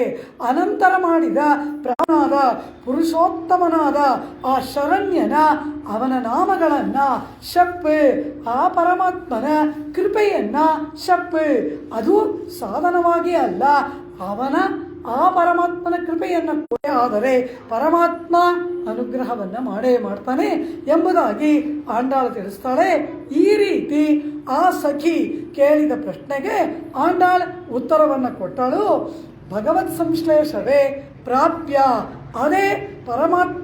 ಹಾಗೆ ಆ ಭಗವದ್ ಅನುಭವಕ್ಕೆ ಯಾರು ಸಹಕಾರಿಗಳೋ ಅವರಿರುವ ನಾಡು ಸುಭಿಕ್ಷವಾಗಿರಬೇಕು ಅಂತ ಮಂಗಳಾಶಾಸನವನ್ನು 3ನೇ ಪಾಶದಲ್ಲಿ ಮಾಡಿ, ಹಾಗೆ ಯಾರು ಇರ್ತಾರೆ ಅವರಿಗೆ ದೇವತಾಂತರಗಳು, ದೇವತೆಗಳೆಲ್ಲ ಕಾಣಿಕೆಯನ್ನು ಒಪ್ಪಿಸಿ. ಕಾರಣ ಏನು ಅಂದರು ವ್ಯಾಖ್ಯಾತ ಹೇಳ್ತಾರೆ. ಇಲ್ಲಿ ದೊಡ್ಡ ಪ್ರವಾಹದಲ್ಲಿ ಇಳಿಯುವವರು ಆಚೆ ದಡದಿಂದ ಈಚೆ ದಡಕ್ಕೆ ದಾಟಬೇಕು. ಪ್ರವಾಹ ಹರಿತಾ ಇದೆ, ಹೇಗೆ ಮಾಡ್ತಾರೆ? ಒಬ್ರು ಕೈ ಒಬ್ರು ಹಿಡ್ಕೊಂಡು, ಒಬ್ರು ಸೊಂಟ ಒಬ್ರು ಹಿಡ್ಕೊಂಡು, ಮೆಲ್ಲೆಗೆ ಒಬ್ರು ಹಿಂದೆ ಒಬ್ರು ನಡ್ಕೊಂಡು ಸಾಲು ಅಪೂರ್ವ. ಶಂಜರ್ ಕವಿಹಾಳ್ ಉಯಿರ್ ಕಾತ್ ಆಕ್ಷೈಮಿನ್ ಎಂಬುದಾಗಿ ಹೇಳ್ತಾರೆ. ಅಂದರೆ ಏನು? ಜೋಪಾನ, ಜೋಪಾನ, ನಿಮ್ಮ ಜೀವಕ್ಕೆ ಜೋಪಾನ, ನಿಮ್ಮ ಶರೀರ. ಆ ತಂದೆ ತಾಯಿಗಳಿಗೆ ಏನು ಯೋಚನೆ ಆಯಿತು? ಈ ಮಗು ಏನು ಮಾಡ್ತಾ ಇಲ್ವಲ್ಲ, ಭಯ ಆಗಲ್ವಾ ಮಗು ಏನು ಮಾಡದೆ ಹೋದರೆ ಏನಾಯ್ತೋ ಏನೋ ಅಂದ್ಬಿಟ್ಟು ಆಳ್ವಾರ್ ತಿರುನಹರೆಯಲ್ಲಿ ಇರ್ತಕ್ಕಂತಹ ಕುರುಹೂರ್, ಕುರುಕಾಪುರಿ ಅಲ್ಲಿರುವ ದೇವರ ಹತ್ರ ತಂದ ಮಗುನ ಬಿಟ್ಬಿಟ್ಟು ಆ ಸ್ವಭಾವಗಳು ಆಗ ಬರುತ್ತೆ. ಒಂದು ವಾಯು ನಮ್ಮನ್ನು ಆವರಿಸುತ್ತೆ. ಆ ವಾಯುವಿಗೆ ಶಠ ಅಂತ ಹೆಸರು. ಶಠ ಅಂದರೆ ಏನು ಗೊತ್ತಾ? ಮೊಂಡ ಅಂತ ಅರ್ಥ. ದುಷ್ಟ, ಮೊಂಡ, ಛಲಗಾರ ಅಂತ ಅರ್ಥ. ಆ ಛಲವಾದಿಯಾದ ಒಂದು ವಾಯು ಆ ಭೂಸ್ಪರ್ಶ ಆದ ಶಿಶುವಿನ ಆವರಿಸುತ್ತೆ. ಅವರು ಶಠವನ್ನು ರಕ್ಷಣೆ ಮಾಡಲಿಲ್ಲ, ಶಠವನ್ನು ಕೋಪಿಸ್ಕೊಂಡ್ರು. ಕೋಪ ಅಂತ ಹೇಳಬೇಕು, ಸಂಸ್ಕೃತ ಪದ. ಶಟಗೋಪ ಅಲ್ಲ, ಶಟಕೋಪ, ಶಟಕೋಪನ್ ಅಂತಲೇ ಹೇಳಬೇಕು ಅದನ್ನು. ಆ ರೀತಿ ಆಗಿರಬೇಕು. ಇದೆಲ್ಲ ಮನಸ್ಸಲ್ಲಿ ಡೈಜೆಸ್ಟ್ ಆಗಬೇಕು. ಸುಮ್ಮನೆ ಅಗದು ಅಗದು ಅಗದು ನುಂಗಿದ್ರೆ ಅಜೀರ್ಣ ಆಗಿಬಿಡುತ್ತೆ. ತಿಂದದ್ದು ಡೈಜೆಸ್ಟ್ ಆಗಬೇಕು. ಡೈಜೆಸ್ಟ್ ಆಗಿದ್ದು ರಕ್ತದಲ್ಲಿ ಸೇರಬೇಕು. It should be assimilated in your blood. ಹಾಗೆ ಆಳ್ವಾರುಗಳ ಭಾಷಣವನ್ನು ಅನುಭವಿಸ್ಬೇಕು. ಆ ಮಟ್ಟ ಹೆಂಗಿಯ ಎಳಿವೆ ಭಾಷಣ ಆಡ್ತಾ ಇದ್ದಾರೆ ನಮ್ಮ ಆಳ್ವಾರ್. ಅದ್ಭುತವಾದಂತಹ ತಿರುವಾಯ್ಮೊಳಿ. ಆ ತಿರುವಾಯ್ಮೊಳಿಯಲ್ಲಿ ಅವರೇನು ಹೇಳ್ತಾ ಇದ್ದಾರೆ? ಎತ್ತಿರಂ ಉರಲಿನೋಡು ಇಣೈಂದು ಇருந்து ಏಂಗಿಯ ಎಳಿವೇ. ಆಹಾ ಆಯಿತು. ಮೊದಲ ಕವಿಯಾದವರನ್ನು ಕೇಳಿದ್ರು ಎಲ್ಲಿ ನಿಲ್ಲಿಸಿದೆ ಅಂತ. ಇಣೈಂದಿರಿಂದ ಹೆಂಗಿಯ ಎಳಿವೆ ಅಂದರು. ಮತ್ತೆ ಅನುಭವ ಬಂದು ಮತ್ತೆ ಮೂರ್ಛೆ. ಪರಮಾತ್ಮನ ಕಲ್ಯಾಣ ಗುಣಾನುಭವದಿಂದ ನಮಗೇನು ಈ ಲೋಕದಲ್ಲಿ ಒಂದು 10 ರೂಪಾಯಿ ಕಳೆದಾದ್ರೆ ನಮಗೆ ಮೂರ್ಛೆ ಬರುತ್ತೆ. ಅವರಿಗೇನು ಒಬ್ಬ ವಾತ್ಸಲ್ಯ ದೊಡ್ಡದು ಅಂತಾನೆ ಎಲ್ಲ ವಾದ ಮಾಡ್ತಾ ಇರ್ತಾರೆ. ಕೊನೆಗೇನು ವಾತ್ಸಲ್ಯ ದೊಡ್ಡದು ಅನ್ನೋದು ಸೌಶಲ್ಯ ದೊಡ್ಡದು ಅಂತ ಹೇಳೋಕ್ಕೆ ಶುರು ಮಾಡ್ತಾನೆ. ಸೌಲಭ್ಯ ದೊಡ್ಡದು ಅಂತ ಅನ್ನೋನು ಮಾಡ್ದವ ದೊಡ್ಡದು ಅಂತ ಯೋಚನೆ ಮಾಡ್ತಾನೆ. ಈ ರೀತಿಯಾಗಿ ನಮ್ಮ ಮನಸ್ಸನ್ನು ಅಲ್ಲೋಲ ಕಲ್ಲೋಲ ಗುಣ ಗಣ ಮಹಾನ್ನವ ಈ ರೀತಿಯಾಗಲ್ಲವ ಪರಮಾತ್ಮ ಇದ್ದಾನೆ. ಇಂತಹ ಗುಣಗಳನ್ನು ಏಕಾಂತವಾಗಿ ಅನುಭವಿಸೋಕ್ಕೆ ಸಾಧ್ಯವ? ಅದಕ್ಕಾಗಿ ಆಂಡಾಳು ಏನು ಮಾಡಿದ್ಲು? ಪೋದುವಿನೋ ಎಂಬುದಾಗಿ ಕೃಷ್ಣಾನುಭವಕ್ಕೆ ಸಂಗಾತಿಗಳನ್ನು ಕರೆದಳಲ್ಲವ. ತನ್ನ ಜೊತೆಗಾರರನ್ನು ಅವ್ರ ಮುಖ್ಯನ ಹೋದರೆ ಸ್ವಲ್ಪ ಕೂತ್ಕೊಳ್ಳಿ ಬರ್ತೀನಿ ಅಂತಾರೆ. ಆ ರೀತಿ ಪರಮಾತ್ಮನ ಮುಂದೆ ನಾವು ಹೋಗಿ ನಿಂತು ನಮಗಾಗಿ ಬೇಡಬೇಕಾದ್ರೆ ಯಾರ ಮೂಲಕ ಹೋಗಬೇಕು? ಅವನ ಭಕ್ತರ ಮುಖೇನ, ಭಾಗವತರ ಮುಖೇನ ವಲ್ಲಾರ್ಗಳಿಕ್ಕೊಂಡು ಅಂತಹ ಭಾಗವತೋತ್ತಮರನ್ನು ಮುಂದಿಟ್ಟುಕೊಂಡು ವಿಣ್ಣೋರ್ ಪೆರುಮಾನ್ ನಿತ್ಯ ಸೂರಿಗಳ ನಾಯಕನಾಗಿ ಇರ್ತಕ್ಕಂತಹ ತಿರುಪ್ಪಾದಂ ಮಹಾಲಕ್ಷ್ಮಿಯಿಂದ ಓಲೈಸಲ್ಪಡುವ ಪರಮಾತ್ಮನ ಪಾದಗಳನ್ನು, ಅದಕ್ಕಿಂತ ದೊಡ್ಡ ಆನಂದ ಭಕ್ತ ಭಾಗವತರಲ್ಲಿ ಕೂಡಿರುವ ಅವನನ್ನು ನಾವು ಆ ಭಾಗವತ ಗೋಷ್ಠಿಯಲ್ಲಿ ಸೇರಿ ಅನುಭವಿಸ್ತೀವಲ್ಲ, ಇದು ಮಹದಾನಂದ ಅಂದ್ಬಿಟ್ರು. ಇನ್ಬಂ ಕಲವಿ ಇನ್ಬಂ ಮಾತ್ಕಲವಿ ಇನ್ಬಂ. ಕಾರಣ ಏನು? ಪರಮಾತ್ಮನ ದಾಸನಾಗುವುದು ಪುರುಷಾರ್ಥವಲ್ಲ, ಅವನ ದಾಸರಿಗೆ ದಾಸನಾಗಬೇಕು. ವೆಂಕಟೇಶ್ವರ ಸುಪ್ರಭಾತದಲ್ಲಿ ಏನು ಹೇಳ್ತೀವಿ? ತದ್ದಾಸದಾಸ ಚರಮಾವಧಿ ದಾಸದಾಸ. ಅದನ್ನೇ ಹೇಳ್ತಾರೆ. ತತ್ವಜ್ಞಾನ ನಮಗಿಲ್ಲ. ಯಾರಾದರೂ ಒಬ್ರು ಬೈದರು, ಅಯ್ಯೋ ಈ ಶರೀರಕ್ಕೆ ತಾನೇ ಬೈಕೊಂಡ್ರು, ಒಳಗಿರೋ ಆತ್ಮನಿಗೆ ಏನು ಅಂಟುತ್ತಾ ಅಂತ ಸುಮ್ಮನಿರ್ತೀವ. ಅವ್ರು ಒಂದು ಮಾತು ಬೈದ್ರೆ ನಾವು 100 ಮಾತು ವಾಪಸ್ ಹೇಳ್ತೀವಿ. ಏನೋ ಒಂದು ನಷ್ಟ ಶರೀರಕ್ಕಾಯಿತು, ಅಯ್ಯೋ ಶರೀರಕ್ಕೂ ಋಷಿಗಳಕ್ಕೂ ಆಳ್ವಾರ್ಗಳಕ್ಕೂ ಹತ್ತನೇ ವಾಶಿಪೋರಂ. ಆ ಋಷಿಗಳಿಗೂ ಆಳ್ವಾರ್ಗಳಿಗೂ ಅಟ್ಟು ವ್ಯತ್ಯಾಸ ಇದೆ ಅಂದರು. ಕಾರಣ ಏನು? ಇವರೆಲ್ಲ ಯಾರು? ತಮ್ಮ ಸ್ವಪ್ರಯತ್ನದಿಂದ, ತಮ್ಮ ತಪಸ್ಸಿನಿಂದ, ತಮ್ಮ ಈ ಪೆರಿಯಾಳ್ವಾರ ಏನು? ಪರಮಾತ್ಮ ಅವನಾಗಿ ಬಂದು ಪೆರಿಯಾಳ್ವಾರಕ್ಕೆ ದರ್ಶನ ಕೊಡ್ತಾನೆ. ಅವರು ರಾಜನ ಸಭೆಯಲ್ಲಿ ಪರತ್ವ ಸ್ಥಾಪನೆ ಮಾಡಿದಾಗ, ಆನೆಯ ಮೇಲೆ ವಲ್ಲಭದೇವರಾಜ ಮೆರವಣಿಗೆ ಮಾಡಿದಾಗ ಪರಮಾತ್ಮ ಇವ್ರ ಮೆರವಣಿಗೆ ನೋಡೋಕೆ ಅವನೇ ಬಂದ್ಬಿಟ್ಟ. ಇನ್ನಮಾನದಲ್ಲೇ ನಿನಗೆ ಮಂಗಳ. ಎಷ್ಟು ಪಲ್ಲಾಂಟ ಬಂತು ನೋಡಿ. ಮನುಷ್ಯಮಾನದಲ್ಲಿ ಮಂಗಳ, ದೇವಮಾನದಲ್ಲಿ ಮಂಗಳ, ಚತುರ್ಮುಖ ಬ್ರಹ್ಮಮಾನದಲ್ಲಿ ಮಂಗಳ, ಪರಬ್ರಹ್ಮನ ಮಾನದಲ್ಲಿಯೇ ಸಂವತ್ಸರ ಆಯುಸ್ಸಿನಲ್ಲಿಯೇ ಕಾಣವಾದರೆ ಆಂಡಾಳ್ ಪರ್ವತ ಆಳ್ವಾರಕ್ಕೂ ತಿರುಮಹಳಾರಕ್ಕೂ ಹತ್ತನೇ ವಾಶಿಪೋರಂ. ಈಗ ಆಂಡಾಳು ಎಲ್ಲಿದ್ದಾಳೆ? ನಾವೆಲ್ಲಿದ್ದೀವಿ? ನಾವು ಋಷಿಗಳು, ಆಳ್ವಾರ್ಗಳು, ಪೆರಿಯಾಳ್ವಾರ್, ಆಂಡಾಳ್. ಆಂಡಾಳ್ಗೂ ನಮಗೂ ಏನಿಟ್ರು ಎಟ್ಕಲ್ಲ. ಆಂಡಾಳ್ ನಿರೂಪಣೆ ಮಾಡುತ್ತಾ ಆ ಪರಮಾತ್ಮನನ್ನ ಭಾಗವತರ ಮುಖೇನ ಆಶ್ರಯಿಸಬೇಕು ಎಂಬತಕ್ಕಂತಹ ಕ್ರಮವನ್ನು ಅನುಷ್ಠಾನದಲ್ಲಿ ತೋರಿಸುವಂತಹ ಅದ್ಭುತವಾದ ತಿರುಪ್ಪಾವಯ ಪಾಶುರಗಳೇ 6ನೇ ಪಾಶುರದಿಂದ ಅಂತ ಹೇಳ್ತಾರಲ್ಲ, ಅದಕ್ಕೆ ಏನರ್ಥ ಅಂತ ಯಾಕಾಗಿ ವಿವೇಕ ಮಾಡಿದ್ದಾರೆ? 30 ಅಂತ ಒಟ್ಟಿಗೆ 30 ಹೇಳ್ಬೋದಾಗಿತ್ತಲ್ವ? ಅಯ್ಯೈಂದು ಮೈಂದು ಎಲ್ಲ ಕಡೆಗಳಲ್ಲಿ ಆ ರಹಸ್ಯಾರ್ಥಗಳನ್ನು ತಿಳ್ಕೊಳ್ಬೇಕು. ಅರ್ಥವನ್ನು ತಿಳ್ಕೊಂಡು ಪಾಶುರ ಆಂಡಾಳ್ ಆ ಪರಮಾತ್ಮನ ಪೇರಾಳನ್ ಪೇರೋದಂ ಪೆರಿಯೋರೈ ಉರುಕಾಲಂ ಪಿರಿಹಿಲೇನಂತಾರೆ ತಿರುಮಂಗೈ ಆಳ್ವಾರ್. ಪರಮಾತ್ಮನ ನಾಮ ಸಂಕೀರ್ತನೆ ಮಾಡುವ ಅವರನ್ನು ಒಂದು ಕ್ಷಣ ಕೂಡ ನಾನು ಬಿಟ್ಟಿರೋಲ್ಲ. ನಮ್ಮ ದೈನಂದಿನ ರೀತಿ ನೀತಿಗಳನ್ನು ಒಂದೊಂದು ಪಾಶುರದಲ್ಲಿ